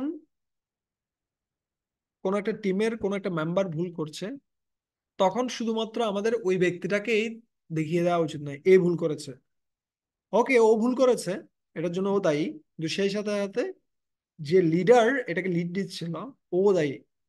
ঠিক আছে। এবং এটা বলা খুব সহজ, আমি এখন বলছি, কিন্তু এটা অ্যাপ্লাই করা খুব কঠিন রয়ে গেছে, খুব কঠিন। এবং আমার একটা ঘটনা মনে পড়ে যায়। উম, আমাদের এখানে একটা কি ছিল, একটা উম একটা সেবা ছিল আমাদের দামোদর মাসে। তো দামোদর মাসের সেবা ছিল সন্ধ্যাবেলায় যে সমস্ত প্রদীপগুলো রয়েছে সে প্রদীপগুলো অ্যারেঞ্জ করা, এবং 7টার দিকে সবকিছু অ্যারেঞ্জ করে সবাইকে হেল্প করা, কি দেওয়ার জন্য, আহ, দীপ দেখানোর জন্য। সো এক একদিন এক একটা টিম কাজ করছিল। সো সেই সাথে আমাদের আরেকটা সেবা ছিল গৌর আরতি কীর্তন করা, দুটো সেবা একসাথে। ঠিক আছে, গৌর আরতি কীর্তন করা আর অন্যদিকে এটাতে হেল্প করা। সো একদিন আমাদের যিনি টিম কোঅর্ডিনেটর রয়েছেন, ওভারঅল কোঅর্ডিনেটর সবগুলো টিমের বা পুরো বিদ্যাপীঠের, উনি এসে টিম লিডারকে বলছেন যে মনে হয় আমাদের গৌর আরতিটা করার তেমন একটা কিনে প্রয়োজন নেই, গৌর আরতিটা অন্য কেউ করতে পারে। ঠিক আছে, অতটা গুরুত্বপূর্ণ নয়, ওটা অন্য কেউ করতে পারে। এবং এই কথাটা শোনার পরে টিম লিডার মনে করেছে কি, মনে হয় আমাদের আর কোনো সেবা করার প্রয়োজন নেই। ঠিক আছে, মানে এই দুটো সেবাই আমাদের আর প্রয়োজন নেই, অন্য কেউ হয়তো করবে। এবং এটা শুনে তিনি টিম লিডার কি করেছেন, ঘোষণা দিয়ে দিয়েছেন যে কালকে থেকে আর কোনো আমাদের সেবা নেই, মনে হয় অন্য কোনো ব্যক্তিরা এই সেবাটা করবে। এবং এটা করার পরে, এটা এটা বলার পরে দেখা গেল ওই দিন যাদের যাওয়ার কথা ছিল ওরা আর যায়নি। এবং যখন ওরা যায়নি, সাথে সাথে যিনি ওভারঅল কোঅর্ডিনেটর তিনি ধরেছেন ওই টিম মেম্বারদেরকে যে তোমরা কালকে কিসে আসো নাই কেন, সেবায় আসো নাই কেন। এবং ও ওকে যখন সাথে সাথে চার্জ করছে, আর অন্য দিক দিয়ে টিম লিডার তিনি শুনতে পেলেন যে এভাবে চার্জ করা হচ্ছে, আর সাথে সাথে টিম লিডার গিয়ে সেই স্থানে গিয়ে তিনি কার কাছে, কোঅর্ডিনেটরের কাছে বলছেন যে আসলে এটা ওদের দোষ নয়, দোষটা আমার, আমি এটা ভুল বুঝেছিলাম। আমি মনে করেছিলাম এটা কি হবে, আমার মনে করেছিলাম আপনি যখন বলেছেন যে গোড় আরতিটা না করলেও চলে, আমি তখন মনে করেছিলাম দুটো সেবাই আমাদের হয়তো করতে হবে না। কিন্তু আমি বুঝি নাই যে শুধুমাত্র গোড় আরতিটাই অন্য কেউ করতে পারে, বাট এই সেবাটা আমাদের রয়েছে। সো টিম লিডার এসে কিন্তু প্রথমেই কি নিয়ে নিচ্ছেন, দায়িত্বটা নিয়ে নিচ্ছেন, এবং এর ফলে নিচের লেভেলে যারা রয়েছে তারা ফিল করছে যে লিডার এই ধরনের রেসপন্সিবল। সো আমাদের কোনো ভুল করা উচিত নয় কারণ। সো আমি যে বিষয়টা বলতে চাচ্ছিলাম যে হয়তো এটা দোষ অনেকেরও হতে পারে, কিন্তু যিনি টিম লিডার রয়েছেন তাকে বিশেষভাবে কি নেওয়া উচিত, দায়িত্বটা নেওয়া উচিত। এবং তিনি যখন দায়িত্ব গ্রহণ করেন অন্য ব্যক্তিরাও দায়িত্ববান হন। ঠিক আছে। ইয়েস। এখন আমরা দেখব কিভাবে আমরা এটার কোন পদ্ধতিতে আমরা সংশোধনীটা গ্রহণ করতে পারি। ঠিক আছে। প্রথমত যে বিষয়টা রয়েছে সেটা হচ্ছে কি, খুব মনোযোগ সহকারে কি করা, শ্রবণ করা। যখন কেউ আমাদের প্রশংসা করে তখন আমরা খুব মনোযোগ সহকারে শুনি। যদিও আমরা বাইরে থেকে বলি কি বলছেন প্রভু, কি বলছেন, এটা কি নয়, আপনি বলিয়েন না আর। ঠিক আছে। আমরা আমাদের চেষ্টা করি এটাকে বন্ধ করার জন্য বাহ্যিক ভাবে, কিন্তু ভিতর থেকে আমাদের মনে হয় আরেকটু বলেন, আপনি শুধুমাত্র আমার মহিমা বুঝলেন, আর কেউ আমার মহিমা বুঝলো না। ঠিক আছে। সো কিন্তু কেউ যখন আমাদেরকে সংশোধনী দেয় তখন আমাদের মনে হয় যে এখনই কি করে দিই, এই ব্যক্তিটার মুখটা আমি সেলাই করে দিই, এটা মুখটা কোনো রকম আমি বন্ধ করি। হ্যাঁ, এই এত কথা বলে কেন, আর মানুষ পেল না, আমাকে আমার পেছনে শুধু লেগে আছে কেন। না, আর যদি এমনকি আমরা শুনিও, আমরা না শোনার মতোই করতে থাকি।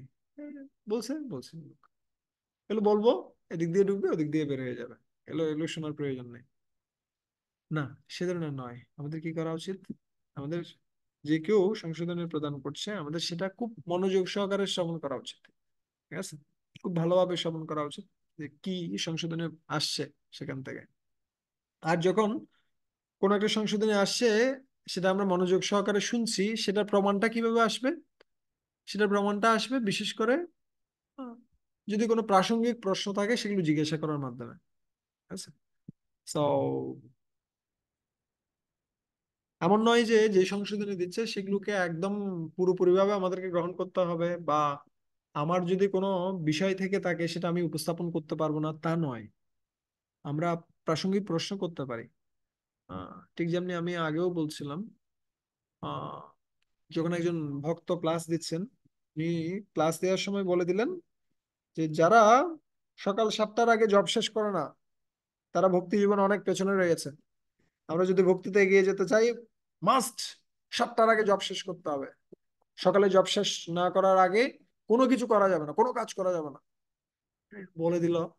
বলার পরে একজন মাতাজি তাকে প্রশ্ন করছেন, প্রভু, আপনি তো বললেন সকালে জব শেষ না করে কোনো কাজ করা যাবে না, কিন্তু আমার স্বামী তো সকাল 7টার আগেই কোথায় চলে যায়, অফিসে চলে যায়।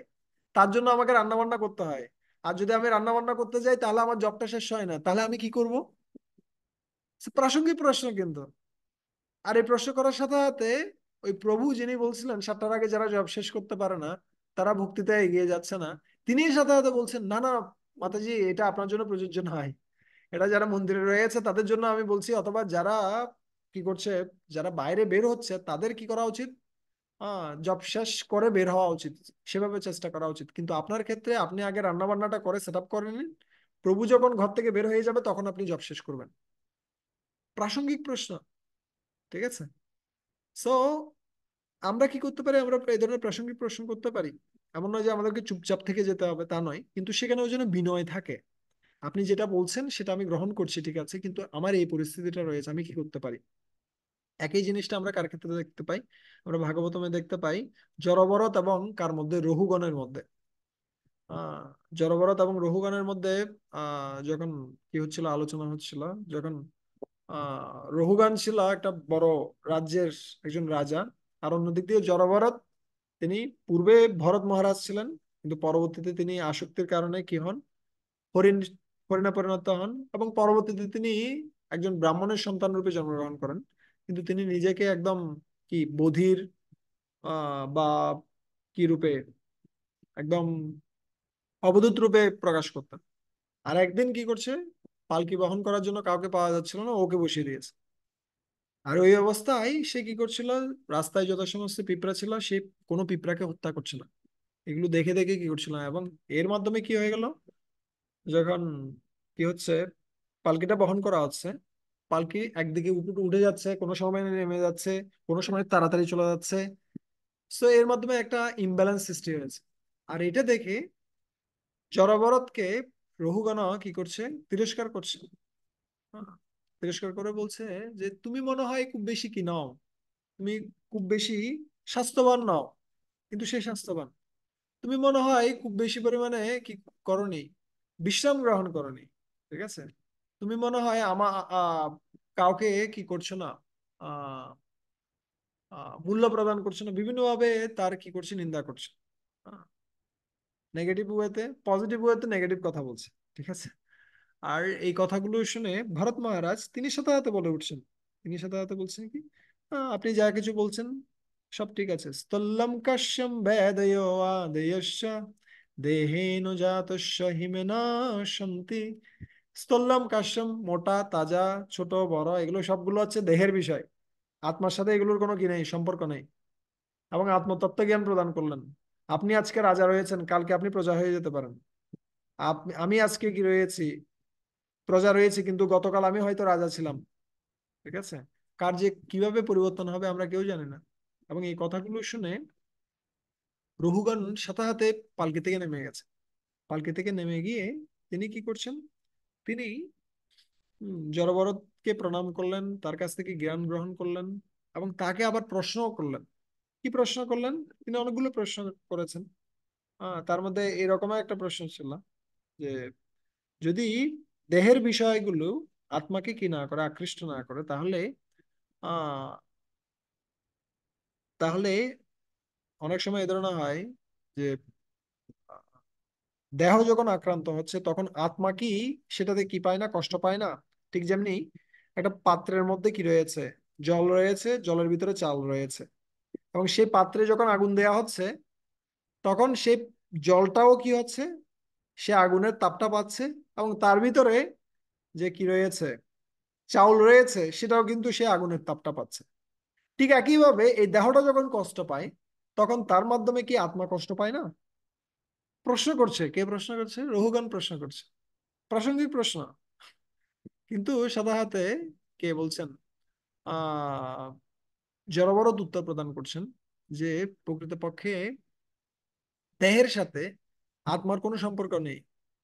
ঠিক যেমনি কিসের মতো, চন্দ্রের যে প্রতিচ্ছবি সেটা পড়েছে কোথায়, সেটা একটা আহ পুকুরের মধ্যে যে জল রয়েছে সেখানে সেই প্রতিচ্ছবিটা পড়েছে। আর যখন সেই প্রতিচ্ছবিটা পড়ছে, জল বিভিন্ন সময়ে বায়ুর দ্বারা তাড়িত হয়ে কি হচ্ছে, নড়াচড়া করছে, কিন্তু তার মাধ্যমে কিন্তু সূর্য বা চন্দ্র সেটা কিন্তু নড়াচড়া করছে না। ঠিক আছে? সো এই দেহে যে সমস্ত আমরা চেতনার লক্ষণ দেখতে পাচ্ছি, আত্মার সাথে এই দেহের যে সম্পর্ক সেটা হচ্ছে কিসের মতো, সেটা হচ্ছে সূর্য বা চন্দ্রের প্রতিচ্ছবি কিসে পড়ার মতো, একটা পুকুরে পড়ার মতো, পুকুরের জলের মধ্যে পড়ার মতো। সো পুকুরের জলের নড়াচড়ার মাধ্যমে কে নড়াচড়া করে না? সূর্য বা চন্দ্র নড়াচড়া করে না। তাই দেহের যে বিষয়গুলো রয়েছে সেগুলোর মাধ্যমে কে আকৃষ্ট হয় না? সে সেই বিষয়গুলোর মাধ্যমে আত্মা কখনো কি পায় না, সে কখনো আনন্দও পায় না, সে কোনো কখনো কষ্টও পায় না। তার যে দেহের প্রতি আকর্ষণ রয়েছে অথবা দেহের প্রতি যে আসক্তি রয়েছে তার কারণেই সে কষ্ট পায়। ঠিক যেমনি মানুষের একটা কার রয়েছে, সো কারের সাথে কিন্তু আমার কোনো সম্পর্ক নেই, কিন্তু আমি যখন মনে করি কারটা আমার, কেউ যখন এসে কারটাকে যখন ভাঙে তখন আমি কষ্ট পাই। কারটা অনেক দূরে, ওখানে ভাঙা হচ্ছে, কিন্তু আমার মনে হচ্ছে হাতটা ভেঙে যাচ্ছে। সে কারের সাথে আমার কোনো সম্পর্ক নেই, কিন্তু কিছুক্ষণ পরে যখন এসে বললো কেউ একজন যে কারটা ভাঙা হয়েছে, সেটা আসলে আপনার ছিল না, এটা আপনার প্রতিবেশীর ছিল, সাথে সাথে আমার মনে করি তাহলে তো আমি বেঁচে গেলাম, আমার কোনো সমস্যা নেই। কিছুক্ষণ পরে আরেকজন এসে বলছিল যে না না, আসলে ওই ব্যক্তিটা ভুল করছে, এই কার্ডটা আসলে আপনারই। এটা শোনার পরে আবার আমি কষ্টে। দেখেন, পরিস্থিতির কারণে কিন্তু এই যে ঘটনাটা ঘটছে, যে কার্ডটা ভেঙে ফেলা হয়েছে, সেটার সাথে কিন্তু এই দেহের কোনো সম্পর্ক নাই। কিন্তু যখনই আমি মনে করছি কার্ডটা আমার, তখন আমি কষ্ট পাচ্ছি। যখন আমি মনে করছি এই কার্ডটা আমার নয়, তখন আমি কোনো কষ্ট পাচ্ছি না। সো প্রশ্ন করছে কে? রহুগণ প্রশ্ন করছে, আর প্রশ্নগুলোর উত্তর প্রদান করছে কে? জড়ভরত। সো ঠিক একইভাবে আমরাও কি করতে পারি, আমাদের যদি কোনো সন্দেহ থাকে, সেই সন্দেহগুলো আমরা কি করতে পারি, সলভ করতে পারি। হ্যাঁ, ঠিক আছে। দেন যা কিছু আমাদেরকে উপদেশ প্রদান করা হলো, সেটার একটা সারসংক্ষেপ আমরা উপস্থাপন করতে পারি। হ্যাঁ, এমন নয় যে তিনি অনেক কিছু বলে গেলেন, আমিও অনেক কিছু শুনলাম, কিন্তু পরবর্তীতে কি শুনলাম আমি কিছুই জানি না, সেরকম যেন না হয়।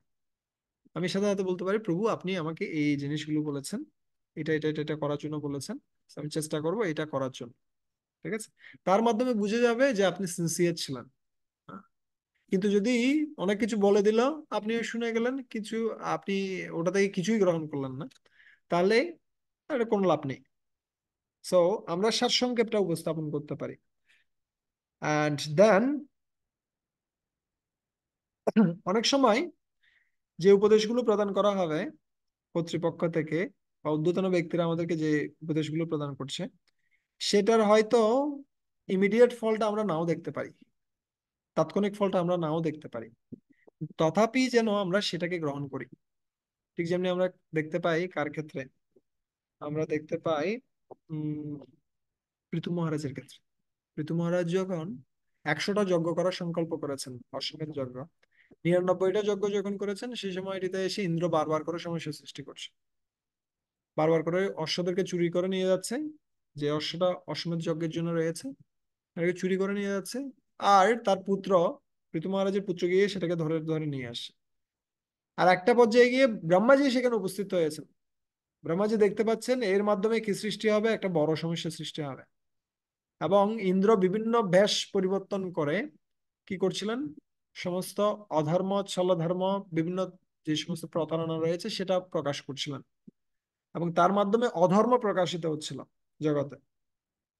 এই জন্য ব্রহ্মাজি এসে তিনি কাকে, ইন্দ্রকে কি করেননি, নিষেধ করেননি, তিনি নিষেধ করেছেন কাকে, পৃথু মহারাজকে। পৃথু মহারাজকে এসে বলছেন তুমি কি করো, তুমি এই যজ্ঞ করা বন্ধ করো, তুমি এই 100তম যে যজ্ঞ সেটা বন্ধ করো। সে তার মাধ্যমে কি হবে, তার মাধ্যমে জগতের কল্যাণ হবে।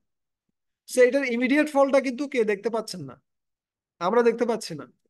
কিন্তু পৃথু মহারাজ সাথে সাথে কিন্তু কার উপদেশটা গ্রহণ করছেন, ব্রহ্মার উপদেশটা গ্রহণ করছেন। তিনি চাইলে উল্টা আর্গুমেন্ট করতে পারতেন, তিনি বলতে পারতেন আমাকে কেন উপদেশ দিচ্ছেন, উপদেশটা দিলে কাকে দেন, ইন্দ্রকে দেন, ও ঝামেলা সৃষ্টি করছে, আমি ঝামেলা সৃষ্টি করছি না। কিন্তু আমাকে যখন উপদেশটা প্রদান করা হলো আমার সেটা গ্রহণ করা উচিত। সেটা আমরা দেখতে পাচ্ছি কার ক্ষেত্রে, পৃথু মহারাজের ক্ষেত্রে। আর যখন পৃথু মহারাজ সেটাকে গ্রহণ করেছেন তখন সেখানে কেউ আবির্ভূত হলো, ভগবান বিষ্ণু আবির্ভূত হলো। এই 99টা যজ্ঞ করে ভগবান বিষ্ণু আবির্ভূত হয়নি, কিন্তু 100তম যজ্ঞটা বন্ধ করার মাধ্যমে ভগবান বিষ্ণু সন্তুষ্ট হয়ে গেছেন এবং ভগবান বিষ্ণু সেখানে আবির্ভূত হয়ে গেছেন। সো কোন জিনিসটা করলে যে ভগবান সন্তুষ্ট হবে আমরা জানি না, কিন্তু সেটা কারা জানে, সেটা সাধুগুরু বৈষ্ণবরা জানে। তারা যখন আমাদেরকে কোনো একটা সংশোধনী প্রদান করছে সেটা আমাদের গ্রহণ করা উচিত, যদিও আমরা হয়তো সেটার তাৎক্ষণিক রেজাল্টটা দেখতে পাবো না। অনেক ক্ষেত্রে মনে হতে পারে আমি যে পরিকল্পনাটা করছি সেটা 80% সফলতা বয়ে আনতে পারে, আর আমার যে কর্তৃপক্ষ সে যে পদ্ধতিটা প্রদান করছে সেটাতে মনে হচ্ছে এটা 60% সম্ভাবনা আছে, এর থেকে বেশি কিছু নেই। কিন্তু আমাদের কি করা উচিত, আমরা আমাদের বিষয়টা উপস্থাপন করতে পারি, কিন্তু যদি সেটা গৃহীত না হয় আমরা কর্তৃপক্ষের বিষয়টা গ্রহণ করতে পারি, যদিও সেটা হতে পারে 60% সফলতা নিয়ে আসবে। কিন্তু এই 60% সফলতাটা একসময় 100%-এ পরিণত হতে পারে যদি ভগবানের কৃপা সেখানে থাকে। ঠিক আছে। আর ভগবান কখন সন্তুষ্ট হন, যখন আমরা আমাদের ঊর্ধ্বতন কর্তৃপক্ষ বিশেষ করে সাধু গুরু বৈষ্ণবরা যারা রয়েছেন তাদের কথা অনুসারে যখন জীবনযাপন করি তখন ভগবান সন্তুষ্ট হন। আর যখন ভগবান সন্তুষ্ট হন তখন সবকিছু সন্তুষ্ট, যস্মিন তুষ্টে জগৎ তুষ্টে। ঠিক আছে। তাই তাৎক্ষণিক ফল যদি দেখা নাও যায় তথাপি আমাদের কি করা উচিত, সেটাকে গ্রহণ করা উচিত, পরামর্শটাকে গ্রহণ করা উচিত। এবং সেই সাথে আমাদের কি করা উচিত, ধন্যবাদ ও কৃতজ্ঞতা প্রকাশ করা উচিত। ধন্যবাদ, আপনি যে আমাকে কি করেছেন, আপনি যে আমার সম্বন্ধে চিন্তা করছেন সেজন্য আপনাকে ধন্যবাদ। হ্যাঁ, আমার সম্বন্ধে কেউ কি করছে না, চিন্তা করছে না, বাট আপনি চিন্তা করছেন। হ্যাঁ, এই জন্য কি করা উচিত, ধন্যবাদ জানানো উচিত। হুম, ইয়েস। আমরা দেখতে পাই কার ক্ষেত্রে, দক্ষের ক্ষেত্রে। আহ যখন দক্ষ কি করেছে, বারবার করে শিবের প্রতি অপরাধ করছিলেন এবং একটা পর্যায়ে গিয়ে শিবের যে সমস্ত অনুচরেরা ছিল তারা কি করেছে, দক্ষের যে গর্দান সেটাকে ধ্বংস করে দিয়েছে। আর ভগবান শিব তিনি কি করছিলেন, তার কাছে গিয়ে যখন ব্রহ্মা আদি সমস্ত দেবতারা প্রার্থনা করছে যে এই প্রজাপতিটিকে রক্ষা করার জন্য, প্রজাপতি দক্ষকে রক্ষা করার জন্য, তখন শিব ঠাকুর তিনি কি করলেন, তিনি একটা ছাগলের মুন্ড দিয়ে তার মুন্ডটাকে রিপ্লেস করে দিলেন। ঠিক আছে, তাকে একটা দেহ প্রদান করলেন, তাকে আবার জীবিত হওয়ার সুযোগ প্রদান করলেন। আর সেই অবস্থায় সেই ছাগল মুন্ড নিয়ে দক্ষ কি করছে, প্রার্থনা করছে কার কাছে, শিবের কাছে, যে আপনি আমাকে কি করেছেন, আমাকে রক্ষা করেছেন, না হলে আমার যে অপরাধ তার মাধ্যমে আমি নির্ঘাত নরকে যেতাম, কিন্তু আপনি আমাকে শাস্তি প্রদান করে আমাকে রক্ষা করেছেন। কিন্তু এটাকে বিশাল শাস্তি, কিন্তু একজন প্রজাপতি হয়ে তিনি সৃষ্টিকার্যে লিপ্ত রয়েছেন এরকম একজন মহান ব্যক্তি, কিন্তু তাকে কি প্রদান করা হলো, একটা ছাগলের মাথা প্রদান করা হলো। কিন্তু সেই অবস্থায়ও তিনি কি করছেন, তিনি ধন্যবাদ প্রদান করছেন যে আমি আমার ভুল হয়েছিল, বাট আমি আমি এটা স্বীকার করছি। আপনি যদি আমাকে এই শাস্তিটা প্রদান না করতেন তাহলে আমি নির্ঘাত ভাবে কি হতাম, আমি নরকে পচে মরতাম, কিন্তু আপনি আমাকে রক্ষা করেছেন, আপনি অনেক কৃপালু। ঠিক আছে।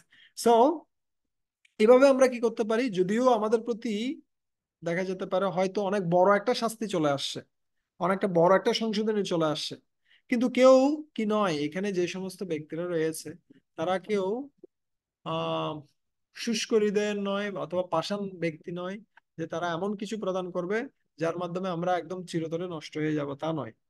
ঠিক আছে। তারা পানিশমেন্টের বদলে তারা নুরিশমেন্ট এর ব্যবস্থা করেন। ঠিক আছে। সো আমাদের কি করা উচিত, আমাদের ধন্যবাদ জানানো উচিত বাহ্যিকভাবে, এবং অভ্যন্তরীণ ভাবে আমাদের কৃতজ্ঞ হওয়া উচিত। কৃতজ্ঞ হওয়ার আরেকটা বড় লক্ষণ হচ্ছে, কৃতজ্ঞতার চরম পর্যায়ে হচ্ছে কি করা, সেবা করা। সে ব্যক্তির সেবা করা, যে ব্যক্তি আমাদেরকে কি করছেন, সাহায্য করছেন। ঠিক আছে। এবং লাস্টে আমাদের কি হওয়া উচিত, আমাদের যে সমস্ত কার্যটা প্রদান করা হয়েছে, যে সমস্ত সংশোধনী মূলক কার্য রয়েছে, সেটাকে আমাদের কি করা উচিত, গ্রহণ করা উচিত। আমরা দেখতে পাই কার ক্ষেত্রে, জগাই মাধাইয়ের ক্ষেত্রে। জগাই মাধাই যখন নিত্যানন্দ প্রভু কর্তৃক উদ্ধার প্রাপ্ত হন, সেই সময়টিতে এর পরবর্তীতে তারা, তাদের নাম হয় জগদানন্দ এবং মাধবানন্দ। তারা বারবার করে অনুশোচনা করতে থাকেন যে আমরা কি কাজ করলাম, আমাদের এটা উচিত হয়নি। এবং তার পরবর্তীতে তারা গিয়ে কি করতেন, তারা গিয়ে মাধাই ঘাট নির্মাণ করেন। বিশেষ করে মাধাই এই বিষয়টাতে, যেহেতু মাধাই কি করেছিলেন, মাধাই ঘাট, জগাই ঘাট, তারা দুজনে গিয়ে কি করছিলেন, খুব সুন্দরভাবে ঘাট নির্মাণ করেছেন এবং সমস্ত বৈষ্ণবদের সেবা করছেন। বৈষ্ণবদের কাপড়গুলো কি করছেন, কেচে দিচ্ছেন। অনেক সময় জল নিয়ে আসার প্রয়োজন হলে সেগুলো নিয়ে আসছেন। প্রার্থনা করছেন, করেক্টিভ অ্যাকশন গ্রহণ করছেন, এক কথায়। ঠিক আছে।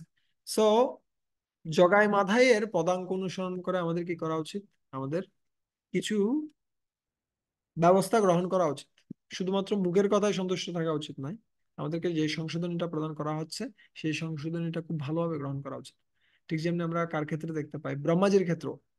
ব্রহ্মাজি যখন ব্রহ্মা বিমোহন লীলায় তিনি যখন সমস্ত গোপসখাদেরকে চুরি করে নিয়ে গিয়েছিলেন, গোপসখা এবং সমস্ত গাভীদেরকে যখন চুরি করে নিয়ে গেছিলেন, তার পরবর্তীতে ভগবান তাকে কি প্রদর্শন করেন,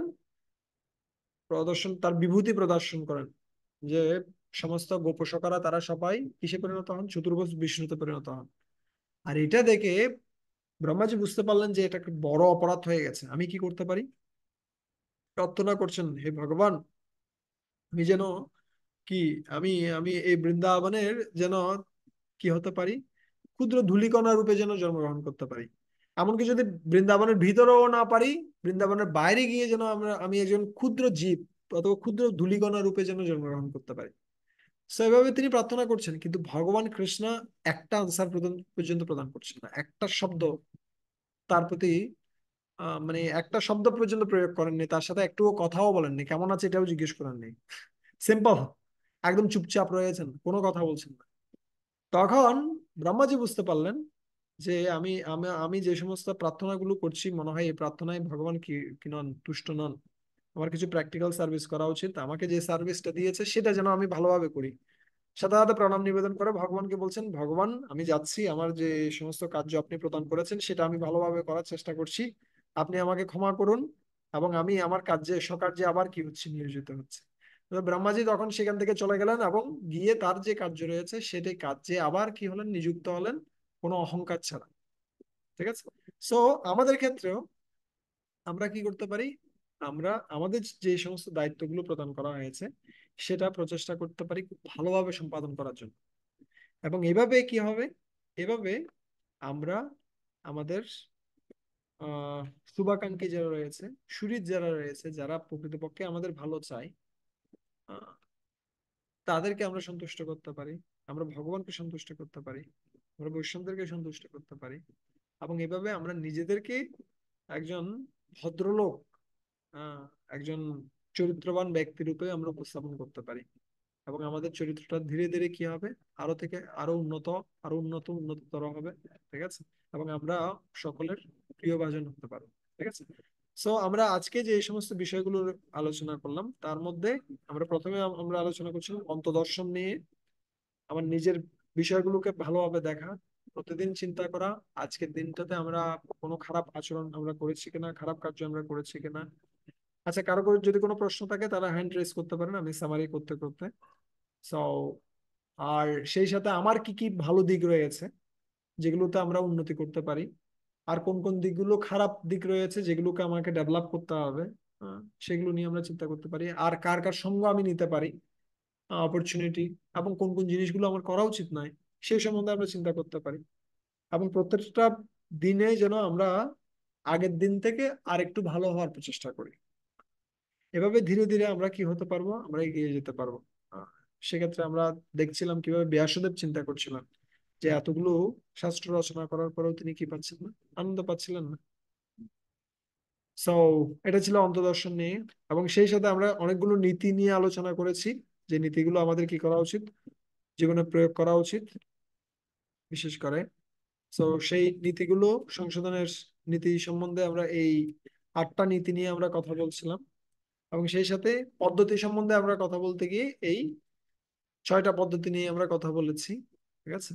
সো আলটিমেটলি আমাদের ভাবটা থাকবে যে আমরা আসলে কোনো পারফেক্ট ব্যক্তি নয়, এই জগতে কেউ পারফেক্ট নয়। আমরা প্রসেসের মধ্যে রয়েছি এবং ধীরে ধীরে আমরা পারফেক্ট হওয়ার প্রচেষ্টা করছি। ঠিক আছে। সো আমরা যদি নিজেদেরকে মনে করি আমরা পারফেক্ট, তাহলে আমাদের সংশোধন হওয়ার কোনো সুযোগ নেই। কিন্তু যদি আমরা মনে করি আমরা একটা ওয়ার্কিং প্রোগ্রেস, ওয়ার্কিং প্রোগ্রেস কি মানে, এই ঘরটা যখন তৈরি করা হচ্ছিল তখন বিভিন্ন জায়গায় বিভিন্ন আওয়াজ হচ্ছিল। ঠিক আছে। এখানে এটা ঠিক করা, সিলিং ঠিক করা, ওটা ঠিক করা, ওটা ঠিক করা, বিভিন্ন জায়গায় বিভিন্ন কিছু ঠিক করতে হচ্ছে। ঠিক আছে। সো বিভিন্ন প্রক্রিয়ার মাধ্যমে এত সুন্দর ঘর আমরা প্রাপ্ত হয়েছে। ঠিক একইভাবে আমাদের যে চরিত্রটা, সেখানে অনেকগুলো ত্রুটি রয়েছে। কিন্তু আমাদের প্রত্যেকটা মুহূর্তে আমাদের নিজেদেরকে বিচার করা উচিত যে আমার কোন কোন জায়গায় ত্রুটিগুলো হচ্ছে। ঠিক আছে। কোন কোন জায়গায় আমি আরো উন্নত হতে পারি, গতদিনের চেয়ে আমি আজকে আরো ভালোভাবে নিজেকে কি করতে পারি, কিভাবে বিকশিত করতে পারি, সেটা নিয়ে আমরা চিন্তা করতে পারি। তাহলে আমাদের সম্পর্কগুলো অনেক ভালো হবে, আমাদের ভক্তিতে আমরা এগিয়ে যেতে পারবো, এবং অন্তিমে আমরা ভগবানের ধামে পৌঁছাতে পারবো। হরে কৃষ্ণ। ঠিক আছে, তরুণ নিতাই চাঁদ প্রভু, চন্দ্রপ্রভু, আপনার প্রশ্ন। কৃষ্ণকে দণ্ডক পেলাম। তো অনেক সময় দেখা যাচ্ছে যে আমাদের সমস্যাটা আছে, বা আমার যেটা পরিবর্তন করতে হবে, আমি বুঝতে পারছি এটা আমার পরিবর্তন করতে হবে, কিন্তু আমি সেটা কিভাবে করতে হবে সেটাও বুঝতে পারছি, কিন্তু অ্যাকচুয়ালি সেটা করতে পারছি না। এতে থেকে কিভাবে, উপায়টা কি? হ্যাঁ, এটা অ্যাকচুয়ালি অনেকেরই প্রবলেম। এটা শুধুমাত্র আপনার প্রবলেম না, এটা আমারও প্রবলেম। আমি অনেক কিছু জানি, কিন্তু আমি যে এটাকে অ্যাপ্লাই করবো এটা হয়ে উঠছে না। আপনার লেভেলে আপনার এক ধরনের প্রবলেম, আমার লেভেলে আমার আরেক ধরনের প্রবলেম। ঠিক আছে। কিন্তু জ্ঞান থেকে যখন আমরা বিজ্ঞানে ট্রান্সফার করতে চাই, অথবা কি থেকে উম উম, জ্ঞান বিজ্ঞান বললেও হয় সিম্পলি, একটা তথ্য থেকে যখন এটাকে জীবন প্রণালীতে আমরা পরিবর্তন করতে চাই, বা গ্রন্থ ভাগবত থেকে যখন আমরা ব্যক্তি ভাগবতে আমরা ট্রান্সফার করতে চাই, তখন অনেকগুলো বাধার আমরা সম্মুখীন হই। তার মধ্যে একটা বড় বাধা হচ্ছে আমাদের মন। মন আমাদেরকে বারবার করে বলবে এটা এখন করার প্রয়োজন নেই, ভবিষ্যতে তুমি করতে পারো, অথবা আমরা একটা স্টেপ নেওয়ার পরে আবার আমাদেরকে পেছনে নিয়ে আসবে। ঠিক আছে। তাই যে কোনো স্টেপ আমরা গ্রহণ করি না কেন, আগে আমাদের খুব ভালোভাবে প্রার্থনা করা উচিত। খুব ভালোভাবে প্রার্থনা করে এটার সামনে পেছনের দিকগুলো দেখে, এটা ভালো দিক কি রয়েছে, এটার কি কি ড্রব্যাক আসতে পারে, সবকিছু বিচার করে তারপরে স্টেপ নেওয়া উচিত। এমন না যে হঠাৎ করে স্টেপ নিলাম আবার পেছনে চলে গেলাম। না, আমাদের যে স্টেপটা আমরা গ্রহণ করব সেটার আগে খুব ভালোভাবে প্রস্তুতি নিয়ে স্টেপ গ্রহণ করা উচিত। এবং স্টেপটা যেন খুব বেশি বড় না হয়। ধরেন আপনি এখন উঠছেন 8টায়, যদি আপনি মনে করেন কালকে থেকে 4টায়, তাহলে 4 ঘন্টা ডিফারেন্স, খুব কঠিন। কেউ 5টায় উঠছে, ও যদি চিন্তা করে কালকে থেকে 2টায়, খুব কঠিন। কিন্তু যদি ও যে লেভেলে রয়েছে সেখান থেকে ছোট ছোট বেবি স্টেপে এগিয়ে যায়, তাহলে এটা সহজ। ঠিক আছে। তাই খুব বেশি পরিবর্তন করবেন না, তাহলে মন বলবে এটা পরিবর্তনটার প্রয়োজনই নেই। ঠিক আছে। আর এত ছোট পরিবর্তন করবেন না যেটাতে মনে হবে এটা কি আর পরিবর্তন না। সো আমাদের পরিবর্তনগুলোতে যেন কি থাকে, একটা স্বাভাবিক চাপও থাকবে, কিন্তু চাপটা যেন ভালো চাপ, অথবা সেটাকে সহনীয় চাপ। ঠিক আছে। এবং সেটার জন্য শক্তিটা কোথা থেকে পাবো আমরা, শক্তিটা পাবো প্রার্থনা থেকে। ঠিক আছে। আর আমরা এমন কিছু ব্যক্তিদের সাথে থাকতে পারি আশেপাশে, যারা আমাদের এই পরিবর্তনটিকে উৎসাহ প্রদান করবে। আমরা দেখে তাদেরকে, আমরা তাদেরকে দেখে উৎসাহ পাবো। ঠিক আছে।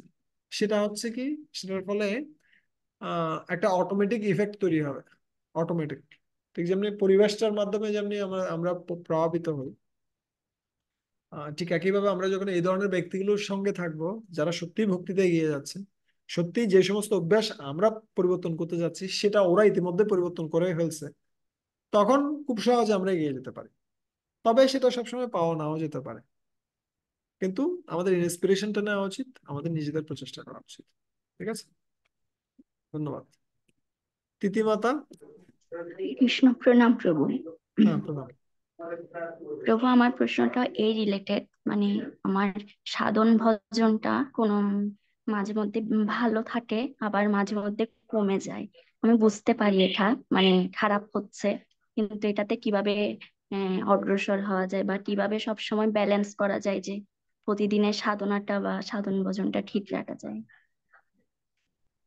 আহ হরে কৃষ্ণ, ধন্যবাদ। অ্যাকচুয়ালি ব্যালেন্সটা সাইকেলের হ্যান্ডেলের মতো। ঠিক আছে, সাইকেলের হ্যান্ডেলটা কিন্তু ফিক্সড না। এটা ফিক্সড হলে এটা বিভিন্ন জায়গায় গিয়ে আর ঘুরতে পারবে না। সো সাইকেলের হ্যান্ডেল যেমনি কোনো সময় কি করতে হয়, বামে নিতে হয়, কোনো সময় ডানে নিতে হয়। ঠিক আছে, আবার সাইকেলের উপর যদি আপনি কি করেছেন, একটা ময়দার বস্তা অথবা একটা চালের বস্তা তুলে দিয়েছেন, কোনো দিক দিয়ে একটু ঝুঁকে যাচ্ছে, তাহলে অন্য দিকটাতে আবার কি হয়ে যাবে, উল্টে যাওয়ার প্রচেষ্টা থাকতে পারে। তাই সবসময় একটা ব্যালেন্সে রাখা। কোনো সময় ডানে যেতে হতে পারে, কোনো সময় বামে যেতে হতে পারে, হতে পারে। কিন্তু সবসময় এমন নয় যে সবসময় আপনাকে বামে যেতে হবে, অথবা সবসময় আপনাকে ডানে যেতে হবে।